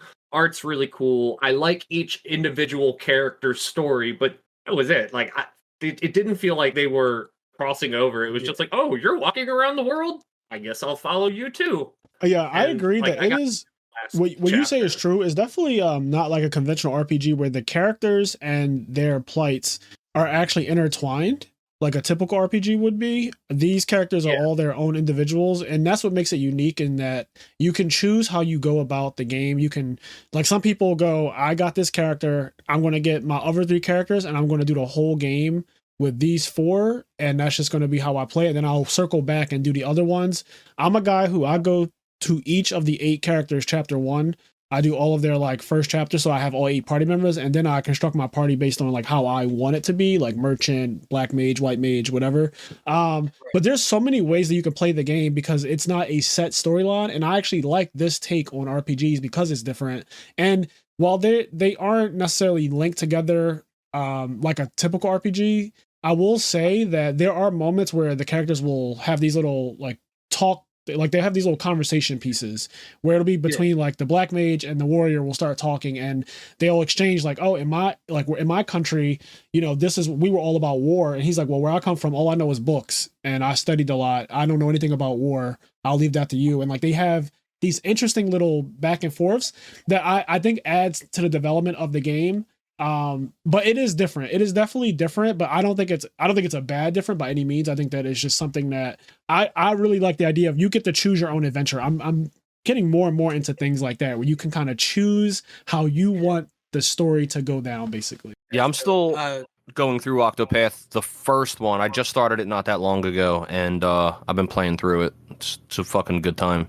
I'll piggyback off of the choose your own adventure thing. I am right now back and forth in between God of War, Ragnarok, and The Quarry, which is that horror game that came out last year. It's got like in it, and it's supposed to be one of those like quick time like movie simulator like horror game where everything you do chooses and sets you down like a different path that like determines the outcome of the game. So once I play through it one time, I'm thinking about playing through it again and streaming it on Twitch. And and maybe doing some. Yeah, I've heard of that game. I personally haven't played it, but I have heard people talk about it. Yeah. No, I like horror games and stuff like that. You know, Silent Hill franchise. Resident Evil, you got me there. I had a bad experience with fucking Resident Evil as a kid, and I do not do horror games anymore. Nah, you won't even be streaming it, Frazier. So I was actually low key thinking about playing The Last of Us on stream. Okay. Like the first one, because I enjoyed the TV show so much, and our friend Cheyenne just talks about it all the time. He's a good salesman. I'll say that. What's crazy is that I was thinking the same thing. I think it's funny. I think me and Fraser had the same thought process in that I didn't really have any interest in playing The Last of Us for a while. I mean, I was a little interested just because how much people talked about it, but I didn't know when I would ever get around to it. And then the show came out, and I heard that what was really great about The Last of Us was the story, et cetera, whatever. And so I was like, great, I'll watch this show and I won't have to play the game. And then I watched the show, and then now I want to play the game. Yes. Yeah. Let's go. Neighborhood. Is the killer coming in your house? Are you guys being attacked by the killer? Huh? Did the killer come to your house? What happened? Oh, yeah, no. A bunch of kids probably knocking on the door to see if his son wants to come out. And he's upstairs playing Fortnite, so I doubt it. Damn, upstairs playing Fortnite. Yeah, I know what that's like. Hey. I'm gonna get my Levi's, not Levi, he's not in the game. My Aaron skin, my Aaron Yeager. Yeah, I mean, he walked up to me and he's like, "You want to see my skin collection?" And I was like, "Your skin collection?" I tell him he sounds like a serial killer every time he says that shit. That shit's wild. Let me. I wanted to pivot real quick because there's something you said way earlier. And then it spawned this entire hour-and-a-half conversation where we went all over the place, and you never got to the second point. What was the second hill for people to die on, right? Oh, mine? Oh, so the other hill that I came to, stand on was that reality TV ruined the world. And you could also piggyback that and say that, like, social media and reality TV ruined the world, but I just, I feel like ever since the invention of things like Paris and Nicole, Cops, My 600-Pound Life, Jersey Shore, yeah, definitely. The bar has been lowered in a way. South Park talked about it, right? Like Honey Boo Boo and all that. The bar has been lowered in such a way that people don't really strive for much, because all it really takes now is being able to get somebody's attention. It's like when in the early 1900s when people you do those weird like sideshow attractions, like watch me come stand on this pole. That's where we're at again, right? And I blame people are like, I can't get married, and it's like because you see reels all the time where people are like, oh well, I want my wedding ring to cost $30,000, and if my wedding doesn't cost like half a fucking mortgage too, then it's not worth it. And it's like people are trying to, everybody's trying to keep up with the Joneses now and get their own reality. Yeah, I mean, I think reality TV is. I mean, I mostly agree. I think. It's weird. On one end, it's like, I think reality TV ruined the world. I agree with that point. But at the same time, I think the sad truth is the world was already ruined. And that's why reality TV became so popular. Because, like, unfortunately, everybody fucking watched it. Like, everybody tuned in and they wanted to keep up with the Kardashians or, this or that. And, not even go front. Like that's one of my favorite pieces of junk media. Like, when we were watching which one is one of your favorite pieces of junk media? Which one? Which one was your favorite piece of junk media? Oh, I said Bad Girls Club is one of my Bad Girls Club. I used to watch that actually. I watched like the first when Bad Girls Club first came out. So I'm old school reality TV. I'm talking about Flavor of Love, I Love New York. All that. Yes, like, Rock of Love. I'm not shitting on it because I participated in it. Oh, right? Absolutely. Right? Like I'm here for it. Like it's okay to have junk TV. I just think that like because a lot of reality TV popped up around the time the writer strikes happened. So I don't know if you guys like pay attention to like deep Hollywood like that, but like currently like the Screenwriters Guild is still in negotiations for like better contracts and working conditions for screenwriters for television and movies. So a lot of reality TV like Flavor of Love and all of that, those shows came around to kind of circumvent what was happening at the time with the writers' strikes and all of these empty writers' rooms and stuff like that. So yeah, you get a bunch of regular ass people to do stuff, and guess it turns out regular people love watching regular people do shit. It's also inspired, right? So a lot of us aspire to be pseudo talented enough to get our own reality TV show or podcast. Yeah. So yeah, I mean, I love there's junk TV that I love. Like I love all the Love and Hip Hops, right? I was all here for when Cardi B actually made the transition from reality TV star to actual rapper. Flavor of Love. We can go back to the Surreal Life, where they had all them C-list celebrities in the house together, and fucking Mini Me was pissing in the corner. Yep, I remember that. Ron Jeremy was on there. One reality TV shows like VH1. What was it? Celebrity Rehab. Yeah. All that shit. I'm gonna be the black sheep. I'm a hater. I couldn't get in. I can't. Now there is one reality TV show I want to see, and it's only because of an episode of this podcast, and that's the one where they find a wife from another country or something. What was that called, Fraser? 90 Day Fiance. I want to see that one only because of the episode that we did. But in general, stemming from when I was younger and in high school, I just never could get into them, and I got so annoyed watching like Snooki do some stupid shit and the entire fucking world talking about it all week. Yeah, that is a burnout. Care. Yeah, that was a burnout for sure. But don't you see how that gave rise to this influencer culture and all that stuff? Oh, yeah, for sure. The transition from that generation of reality, like what is it, my Sweet 16 or MTV Real Life, like True Life, that kind of shit, like gives rise to these vloggers and these influencers that we have now, and people constantly talking about what Jake Paul did or what this person did. Like, dude, I mean, you can even go to like MTV Cribs where it's like celebrities doing clout chasing, like baller my life is. Okay, I want to say something about that before I do. Two MTV points. First is that's another reason why I'm a hater of reality TV is because like I remember I used to watch MTV when it was music television, and then it wasn't music television anymore. It was just fucking nonsense. Yep. And Howard Stern. Listen, that shit frustrated me so much. I want to see especially back then, like I wanted to see music videos or like whatever. Like I used to watch. This was on BET, but I remember I used to watch 106 in Park. Like it was a fucking good or Big Tig in the Basement. Like I fucking love. What'd you say? Oh, I said that's classic right there. Yeah, I fucking love Big Tig in the Basement, right? So when it started becoming like Sweet 16 and all that other crap, like it annoyed me, right? My second point though is MTV Cribs was so funny because later on you find out that a lot of the places the rappers they weren't really their houses and they actually rented houses to put the rappers in. So when they got to Redman's one of my favorite rappers. They got to Redman and he legit was like living in like an apartment with his friends sleeping on the fucking floor in like this dirty ass apartment. And they were like, I remember that. It is the most iconic episode. Yeah, they were like, we're going to rent a house for you. And he was like, no, you're not. Like, you're going to do an MTV Cribs episode on this dirty ass apartment. And I'm going to keep it real. Over there. I saw that episode too. I couldn't believe it. Welcome to my crib. Ain't no food in the fridge. Yeah, Redman was on it, but one of the best episodes.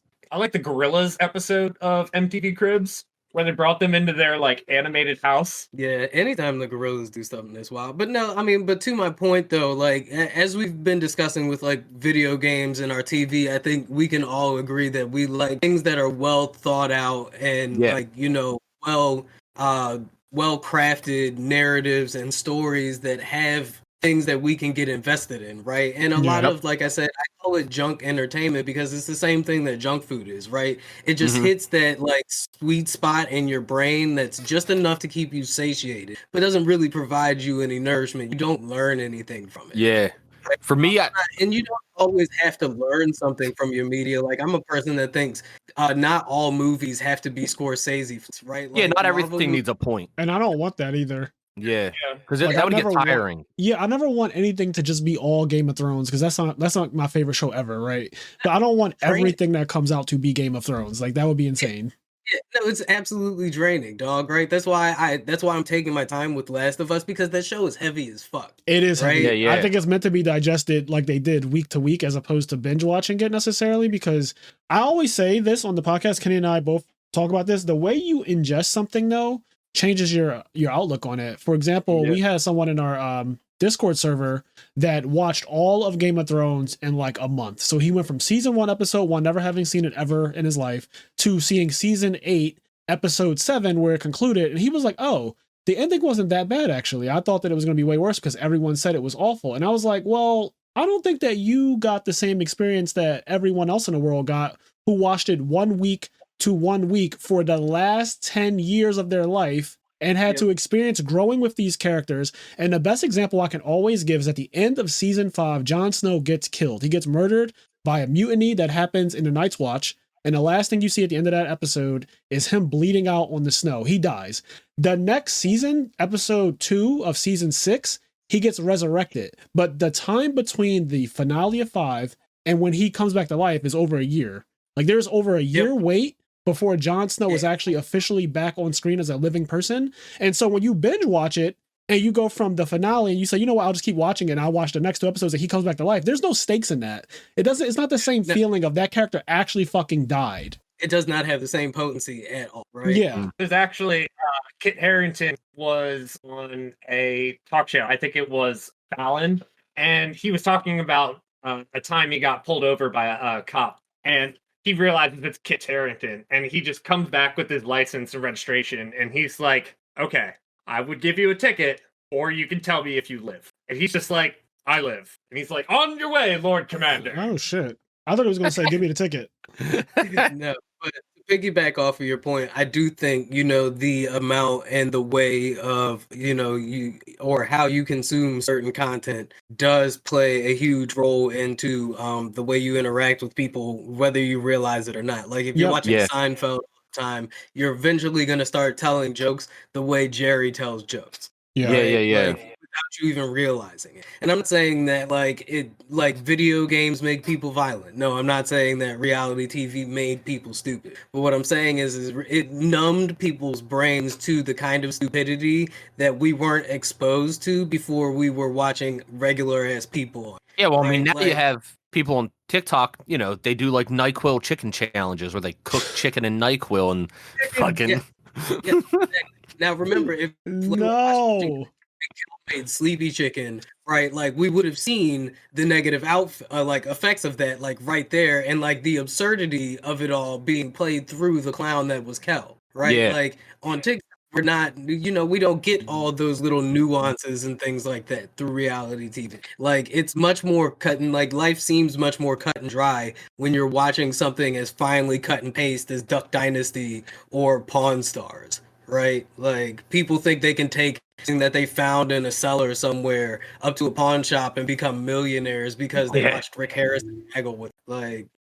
All right, if we're going to talk about the millionaires, one thing I do want to bring in some magic nerd talk. Have you heard about the One Ring card that they're making?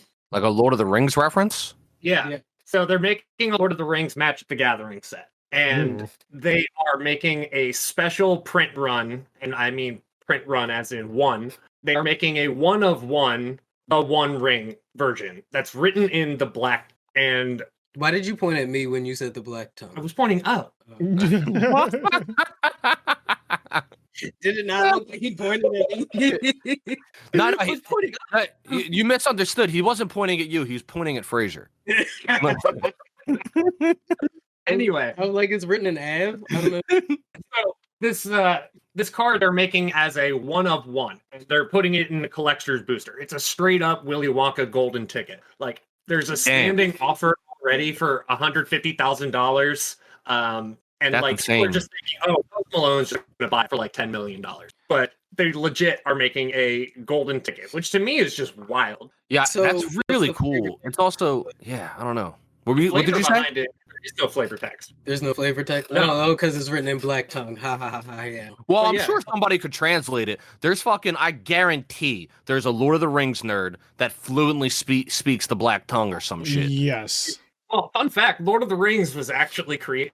Tolkien he was a linguist, and he made the entire Elvish language.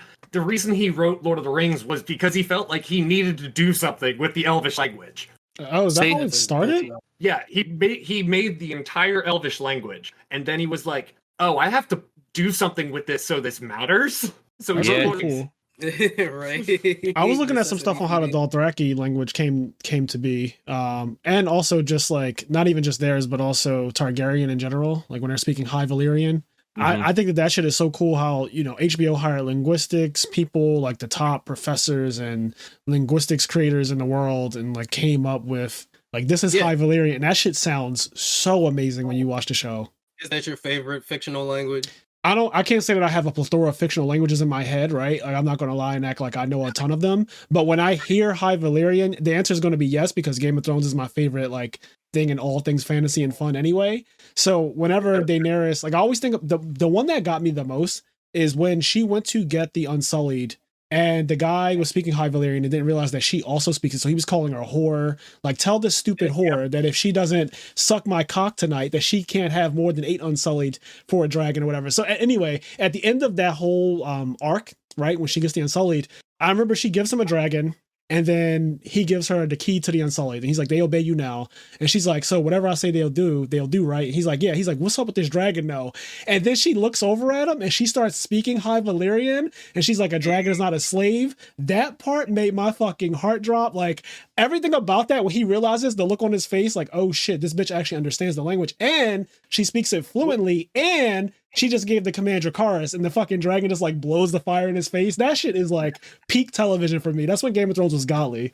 But yeah. See, that's what happens when you have like a good like actual or of writers behind the thing, and you're not watching fucking like Dr. Pimple Popper and shit. You get moments like chill you to the core, right? And they teach you things. Do you have a favorite fictional language, Kenny? Such an obscure question, Doc. Because we're talking about fictional languages, right? Like, and not that, and like to Fraser's point, my favorite fictional language is Japanese because I watch anime. No, he beat me to my joke. I don't think I have one. Like, I know there's like Star Trek fans really like the Klingon, and there's obviously Elvish and Dwarvish and all kinds of stuff, but no, I don't think I've ever bunch in Star Wars too that I don't even know the names of all of them, but Star Wars has a shit ton. I'll say this: I'll give like a deep cut one that maybe not a lot of people know. In Star Fox Adventures, which is a Star Fox game that came out on the GameCube, there is a fictional language called like Dinosaur, because there's these dinosaur people that speak. And they have a completely remade language, and they actually had like an alphabet key in the instruction manual, where the way they did it was you would just replace certain letters. Like instead of E would be A, etc. And they had a fully spoken language in there, and I thought that was really cool. And I remember at one time trying to learn it, but like, it didn't last long because who the fuck would I speak it to? Yeah, that's the thing about it. I want to learn High Valyrian, but was like a fictional language that you ever heard that you went like, yo, I gotta learn how to. That just sounds slick. I don't know what he's saying. Talk to Chat GPT with it. Yeah, but like, here's the thing, right? I put in all that effort to learn High Valyrian, right? And like, it does nothing with my life when I could have just learned Spanish and like got a job. Like, I'm going to Japan for the first time this year, and I should learn Japanese. I obviously can't learn it before I go to Japan, but I should be learning Japanese anyway because I ingest so much Japanese media. It makes sense. But like High Valyrian, like, what am I going to do with it besides sound cool to my friends? Which is not the worst incentive. It's not the worst. Yeah. You're a dumbass question, right? It was leading up to the joke that German sounds like a fictional language, like, because it just does. I agree. Another one that I thought about just now as we were talking about this is I think this is actually an interesting question for what it's worth. Not Game of Thrones, God of War, Ragnarok specifically. I'm noticing that when Atreus speaks in that, I don't even know what giant's language, I guess. That shit sounds really cool to me when he does like his spells and stuff. And this is in God of War 2018 as well. But like the way he speaks in that other language that Kratos doesn't understand at all. So he always has to have Atreus like translate for him and stuff. And when he goes to read it, I think that sounds really cool. No, I've always been kind of like interested in like Viking lore and stuff like that. I just got done reading the Neil Gaiman breakdown of all of, like the Norse mythology and stuff like that. So like the Norse language, it's kind of got like that gruffness that German can carry, but it's got like a flow to it that's more traditionally, I guess, considered romantic, like French or Spanish. So yeah. I think whatever like linguistic, they probably, melded a bit of that Nordic language in there with some like Elvish or something like that. It sounds really nice. Even when he does certain attacks, it sounds cool. If you two haven't watched it yet, highly recommend The Sandman on Netflix. I heard about this when it was popular last year. Because Silverman watched it, and he said it started out really good, and then the last five episodes he did not like. So it was like the first five he thought were really good, and then. Well, the first, actually, I can kind of get that, because the first 4 episodes are like his arc of recollecting all of his crap. Yeah, and then it's like, where do we go from here, right? It's when you establish a story like that, you kind of have this middle point where you need to really push the story into an area that is going to keep people enticed, or they're going to drop off. And I feel like Netflix series have that issue a lot, where they have like either really great openers and they fizzle out like midway through the season. I agree. Or they're slow burners and it doesn't get good until like midway through the second season, right? Oh, I know one. Go back even farther. An anime that's probably like a tier, like a level 2 or maybe level 3. Speaking of canceled shows, No Game, No Life. I watched the first couple episodes of that one. I didn't finish it, but that's the one where the main character is like the king of games, right? Yeah. So, it's another, these people get sucked into a video game, but like the main character and his sister realize that they're in a video game, and they're like, oh, we're like gods in this world. So they're just running around like manipulating, breaking the code and everything. It's really cool. And then at the very end, they're like, we're going on this next adventure. Cancel. Yeah, and then it gets canceled. There's a part 2 or to be continued. There's a sort of isekai type anime, but not isekai. That's really, really interesting. That's somewhat new, called Decadence. I don't know if you guys have heard of it, but it's. I think it came out this season or last season. It is really fucking interesting. I tend to not to be the biggest fan of most isekai. This one had a pretty cool spin around and premise and stuff, because it's like it is, but it isn't. I don't know. It's interesting. As far as isekais go, I'm not too well versed in them, but the one that I like a lot is Mushoku Tensei. I think that one is actually really, really good. I can't compare it to a lot because, again, I haven't seen a bunch of them, I don't think. But yeah, Mushoku Tensei, Jobless Reincarnation, that shit is actually fire. And I recommend that anybody who wants to get into an anime where the main character is reincarnated into a different world, that is one of the ones that I think is genuinely just a good anime, despite the fact that I know there's a negative connotation when it comes to isekais right now. They're kind of like the reality TV of the anime genre. The time I got reincarnated as a cell phone. Yeah. You can always watch my favorite isekai, Digimon. I heard that not Full Metal Alchemist. What's the other one that's Inuyasha is also considered isekai, right? Yeah, Inuyasha is definitely an isekai. Yeah. Right. Yep. Yeah, I need to go and finish Inuyasha. I actually never finished that anime. Like, it was so boring to me as a kid, and I know it's like one of the classics, but it's like it's such a soap opera anime, right? And then it was a soap opera that came on when you accidentally fell asleep with the TV on, so you got woken up by that loud ass outro. Dokudaki wa! It's just like, holy shit, you wake up and you're fucking scared in your room. Oh man. We all live the same life. Windscar! I have the fucking voice clips of that show in my head. Like, they are ingrained. Iron Reaver Soul Stealer. I don't even like Inuyasha, mind you. If you ask, like, I do not like Inuyasha at all. And I have so many of the lines from that goddamn anime in my head because of growing up and waking up in the middle of the night hearing Wind Tunnel and all that bullshit. Like, Naraka with his barriers. Here. Oh, yeah. You know. What else you guys got? I would not want to fall asleep to Attack on Titan. That is not an anime. That's nightmare fuel. No, you can't fall asleep to Attack on Titan. That's wild. Yeah, I don't think you can fall asleep on Attack on Titan. That's the thing. Yeah, that's a wild one. Yeah. People getting bombed in half. Talk about anime openers. That was a hell of a first opener. Like, that first episode. Yeah, I think when people talk about off the top of your head, off the top of your head, what do you think are like some of the best anime openings ever? Like, first episode. Ooh, Attack on Titan. I think we all agree that that's one of the best ones.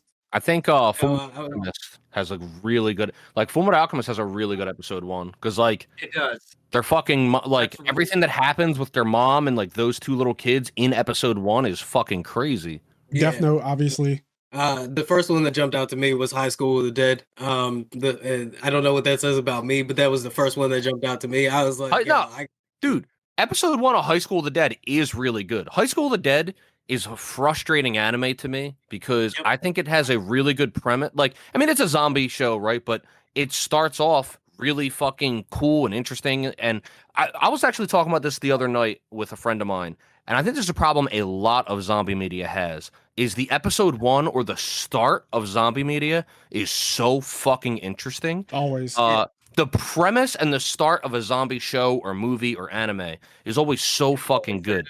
And then like, yeah, and then it just kind of like goes into this weird fizzle spot. So anyway, High School of the Dead, I thought was really fucking cool.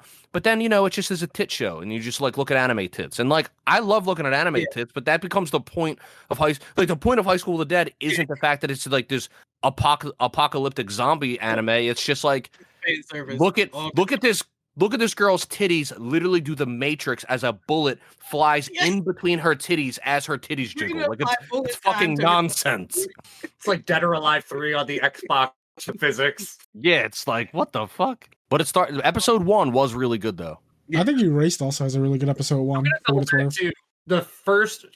The first episode of an anime that really did stick out to me, like when you asked me this, it was Gundam Wing, Operation 159. And then you just see Wing Gundam just fly down and start murking Leos left and right. Parasite was another one too. Where the first episode, I was like, "Oh, okay. Well, I have to see what this little bug in his arm is gonna get up to." Like that shit was the Code Geass. Code Geass are slow burns to begin with. The Tagashi anime, Hunter and Hunter, yeah. And you both slow burns to begin with. Like everybody I recommend it to, I'm just like, look, the first couple of episodes are slow, but trust me, first couple of episodes, the first season of Hunter is slow as fuck. It is. I want to say this. So Fraser said Code Geass, which I agree with that. Yeah. But the other one I want to say is fucking Promise Neverland. Episode 1 of Promise Neverland. God. That's probably like fucking crap. I think Promise Neverland might be top 10 of all time best episode 1s. Episode 1 of Promise Neverland. It is on one. So fucking good because you don't know what you're getting yourself into when you're watching it, and it just like by the end of the episode you're like, what the fuck did I just watch? Yeah, because what makes this topic interesting is that I feel like a common theme of anime is like, just watch the first 3 episodes, just watch the first 5 episodes, just watch the first 100 episodes, and then it gets good. But it is interesting. It is interesting to be like, what are the anime that have outstanding episode 1s? And yeah, I definitely think we've named some decent ones. I'm trying to think of some other ones. See, I'm a little different in that I guess Bebop. The way that I used to digest, anime was like getting random episodes through Toonami or whatever was playing on Funimation back when it was that definitely happened growing up. Yeah. So like I like jumping in on a random episode and then being like, oh, okay, well now I gotta go back and see how this started out, right? Like I'm invested because I need to know how we got. That is an interesting. I'm not gonna lie. First episode of Yu-Gi-Oh! Just because I really wanted to see Kaiba get his ass kicked. Also, all right, I rewatched like a couple of years ago. I rewatched the first Yu-Gi-Oh! And I watched it dubbed on Hulu, but I recommend to watch it dubbed with subtitles because it is dubbed it is dubbed phonetically. So anytime Joey says like "do dat ding," it says D-A-T, do dat ding. That's what it fucking says on the subtitles, and it's so funny. Oh, I thought you were talking about something else. I thought, you know how sometimes you'll watch an anime and you'll watch it in English, let's say, but the subtitles will be like direct Japanese translation. Yeah. So what they're saying and what you're reading are completely different. And they don't just do it with the Japanese language. They do it with like every language. Like if you watch a French show, it's like direct translations, and it's like, so you'll be watching it with English audio and the subtitles will still fucking be off, dude. It's terrible. Yeah, it's fucking weird, man. It is weird. And the Yu-Gi-Oh! Series, Joey talks, it just has me losing my shit because everything is like, do that thing, yeah, Yug. All right, so I got one more question for y'all, and then I think I got to go ahead and get my daughter together after this. Yeah, I think it's time. Yeah, we just hit the 2-hour mark a little bit ago, so we can start to wrap up a bit. My last question for you guys before we roll out is, Since we're talking about media, what is your favorite piece of media that you've been consuming, or as we say on the Flood, diving into lately? And then what is your favorite piece of junk media, like something you just put on either as background TV or like just something you consume for the fun of it? Okay, so I'll go first. Favorite piece of media that I've been diving into, obviously The Last of Us just concluded. I think that those last 9 weeks were some of the best weeks of television I've ever seen. I think that show is already goated as easily one of the best shows made at this point. Like, it is a really, really, really well told story, and the way they adapted it into an HBO show was just phenomenal. I've never played the game, but I've heard great things about it. It won Game of the Year, so I know that there's some merit to it being good, because the other Game of the Years I can vouch for. So this story is just really, really well done. I trust HBO a lot. I think HBO just has so many fucking goated television shows when you think about it, like Oz, The Wire, Game of Thrones, and the list goes on. There's so many of them. I think is Sopranos also HBO or no? Yeah, there was HBO. Okay, well that's like widely sometimes considered, like when you look up top best shows of all time, like Sopranos is always on the list. So they have a lot of shows that are really well done. I think that The Last of Us season 1 is going to fall right into that conversation of some of the best television, because I'm a firm believer that things get better as time goes on. So like 2023 shows in general are going to probably be better overall than shows that came out a long time ago, just because not only of technology, but acting is getting better, storytelling is getting better. Like there's a lot that's getting better over time.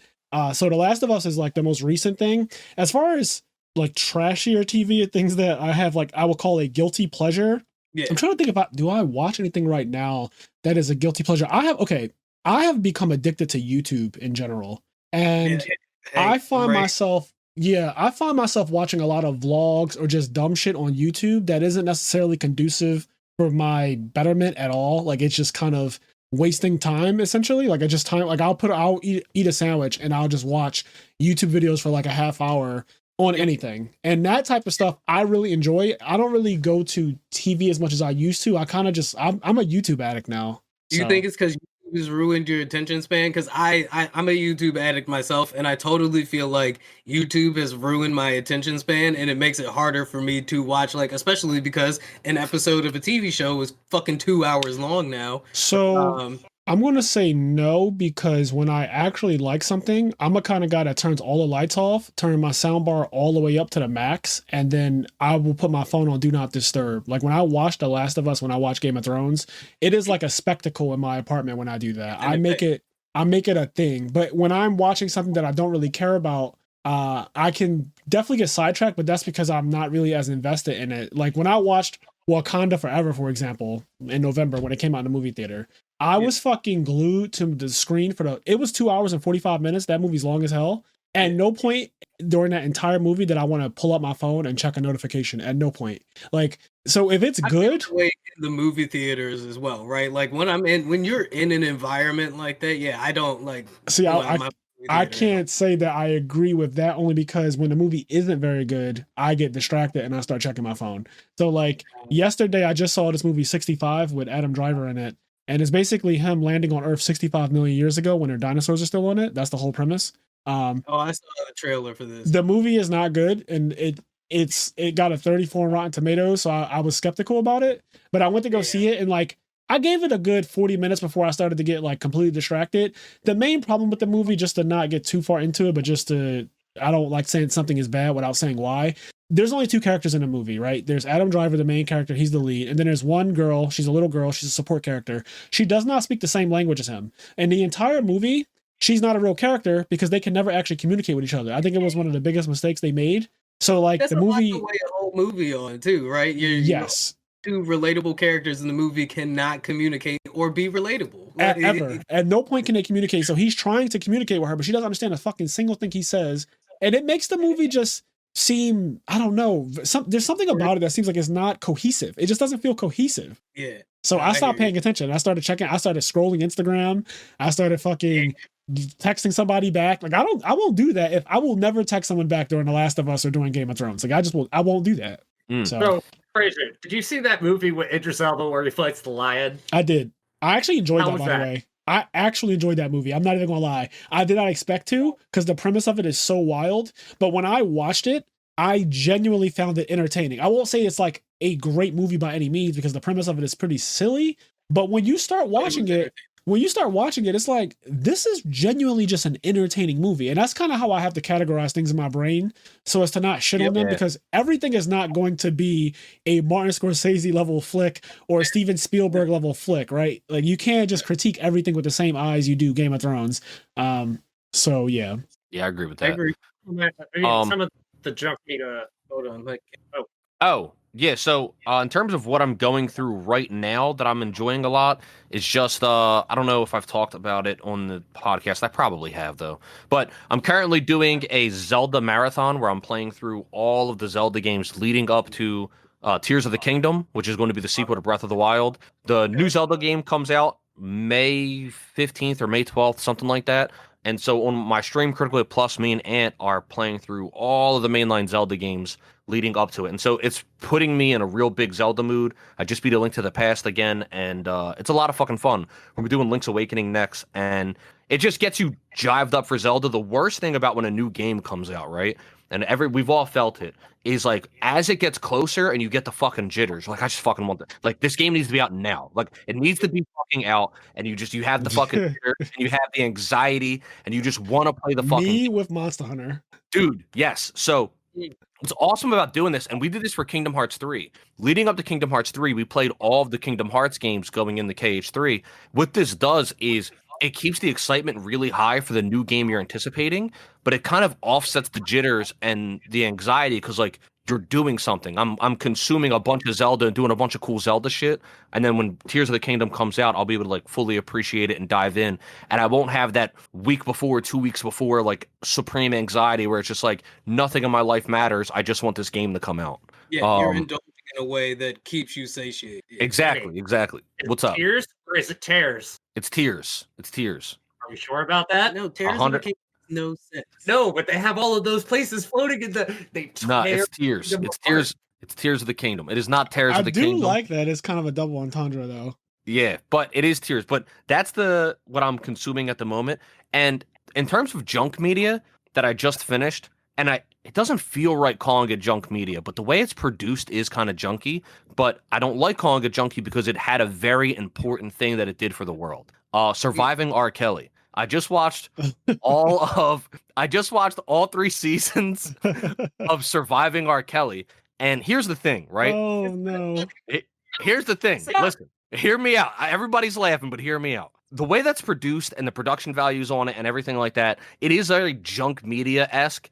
And there's also a lot of filler, and they also do they recap the same thing 100 times, and they'll recap a quote 100 times, and it all has that real junk media feel to it. However, it was a very important piece of media, in my opinion, because it was the piece of media responsible for getting R. Kelly arrested. He went scot-free for 30 years just raping children and on video, and he got away with it, and nobody fucking cared. And literally, this documentary came out, and within a week of the documentary, they started, the attorney general, whoever, started conducting an official investigating into R. Kelly again, and he's now arrested literally because of this documentary. So it feels weird calling it junk media, but it feels junky when you're watching it. But at the same time, it did a very important thing. Yeah. Well, Twitter started the Arab Spring. I mean, right? Yeah. And Twitter is a shit show. Yeah. So will you be watching Finding Jared, the Jared Fogle true crime documentary that they got coming out? So what's funny is that when I watched Surviving R. Kelly, I watched it with Connie and my friend Cheyenne, and we watched it all. We watched it together. We would sync the episodes up and just watched it. Anyway, as we were getting to the end of season 3, Cheyenne was like, "Hey, do you guys want to watch this next?" And he sent us the Jared Fogle thing, and I was like, "Sure, whatever." Oh man, I need to watch that one. I've seen Surviving R. Kelly, but the Jared Fogle, that's the Subway guy, right? Yeah. $5 footlongs the wrong way. I like true crime. I watched The Tender Swindler on Netflix. That was a good one. I did see that. It was also junk. Man, I love TV, true crime shit, actually. Look, when they brought back Unsolved Mysteries, I was all here for it, right? Because that was one I was binge watching for a while. Because how old are we? Listen, hold up. Unsolved Mysteries is really funny, though. I was watching a couple episodes of that with Cheyenne, and it's funny because you'll have an episode, a really serious episode of some real shit of a girl that went missing and people really investigating it for an hour, and then the next episode is aliens, and you're like, what the fuck is going on? Yeah. They just jump out the window. The host hated that though. Like he would refuse to do like the paranormal episodes unless they were like really grounded in like a truly unexplainable event, right? What is Robert Black or something like that? I don't remember. You remember that show where like they would tell like lore stories, and then the guy would be like, "This story was true," or "This story pure fiction." Oh, I do kind of remember that. What I was gonna say is if you go back now, and you can find like there's a channel on YouTube actually that has the unsolved mystery episodes, and they all have updates, so you get to see them solved. That's cool. That is pretty cool. I got stuck down that rabbit hole, right? Because I was like, oh shit, they found her. Where was she? She had a whole ass different life. Man, it was different. You sound like my grandma. That's pretty cool. That's how I feel watching that shit. Some of the junk media I've been watching, like, old Simpsons episodes, Keegan's YouTube channel. I don't know if old Simpsons junk media is that's fucked up. Joe, right. I heard the stray. I heard the shots fired, but I did not. That was a stray. My man didn't need to catch a shot like that. Oh, well, shit. Thank you guys for having us on. Appreciate it. Oh yeah, well, I'm glad to have you guys on. This was actually really interesting. We have the same dynamic, which is so cool. Like, there's one black guy, one white guy. Each other. Yes, and we're both doing podcasts. I've already thought of some things that. Well, Kenny already said he doesn't want to do it, but I already thought of some things from what you guys do that I'm like, okay, I might have to investigate on that, like your intro and stuff. That's kind of funny. Welcome if you ever want to come over to our side of things. If you are ever down in our neck of the woods and you want to jump behind the black and white screen here, we can sit you down. And, Where are you guys located at, actually? About 15 minutes south of Baltimore. Yeah. Okay. We'll shoot you the location and the DMs later on. We can always just do the Discord. Yeah, well, that's what I'm saying. We got the Discord now, so we can cross communicate and actually set something up so you guys can come through. We film some too. I'm getting back to the filming now that I've got a better computer to edit things on and everything like that. That definitely helps. We love it. All right, well, look, I'm not completely against. My bad. I'm not completely against the whole. I'm John and I'm Bob, and I'm not completely against it. But my thing is, like, when you guys did it, it sounded great, and that's the thing. I'm listening to the finished product. When I thought about because I've thought about doing something like that, and every time I've thought about doing those kinds of things, it always sounds so fucking cringy to me. But like when I heard you guys do it, it sounded really good. But I was hearing the finished product. When I go through the process of doing it in my head, it is the cringiest shit ever, and I'm like, I don't got fucking time to this. I don't think I can do this. Yeah, I have a sales background, and I've done marketing and things. So we also fucked it up a lot for a while. But I was gonna say in the beginning it's hammy, and you'll hear episodes where we've been doing this, I don't know, thousands of times now, and we still fuck it up from time to time, right? Like I think that's part of the authentic nature of the podcast, right? We want to have professional. We want to show people you can have professional sounding discussions about silly shit and still be silly having those professional sounding discussions, right? Mm-hmm. Same way comedians talk about serious topics but tell jokes and do. Comedy is simply a funny way of being serious. Yeah. Yeah, awesome. We'll have to do this again.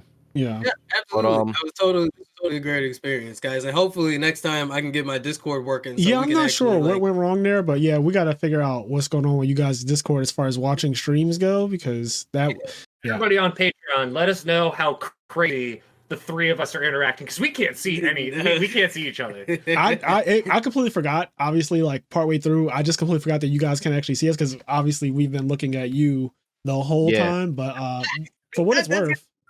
That's gonna be a crazy dynamic. Yeah, when you think about it, like you guys are talking to nothing, and we're talking to you directly.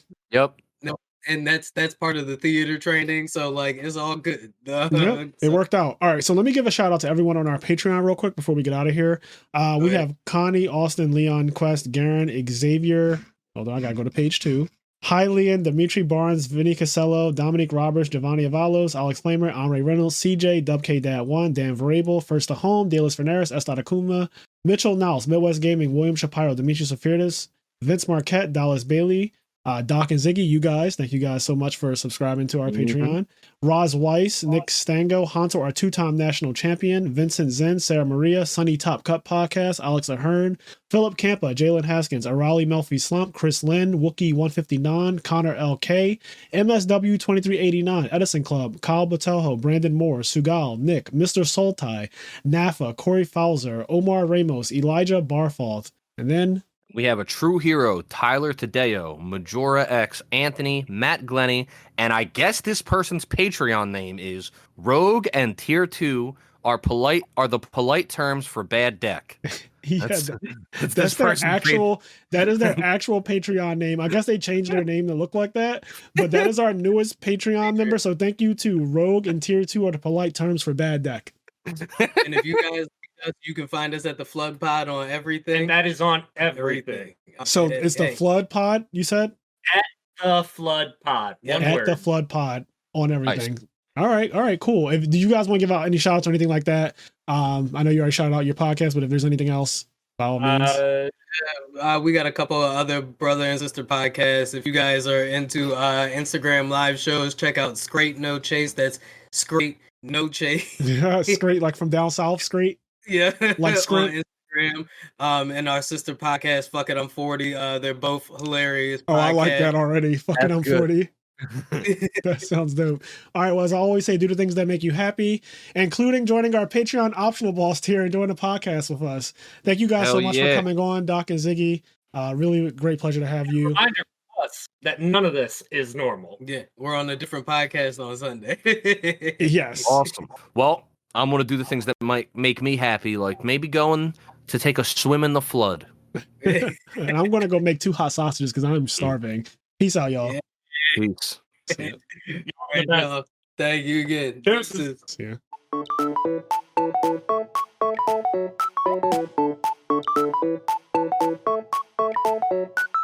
ya.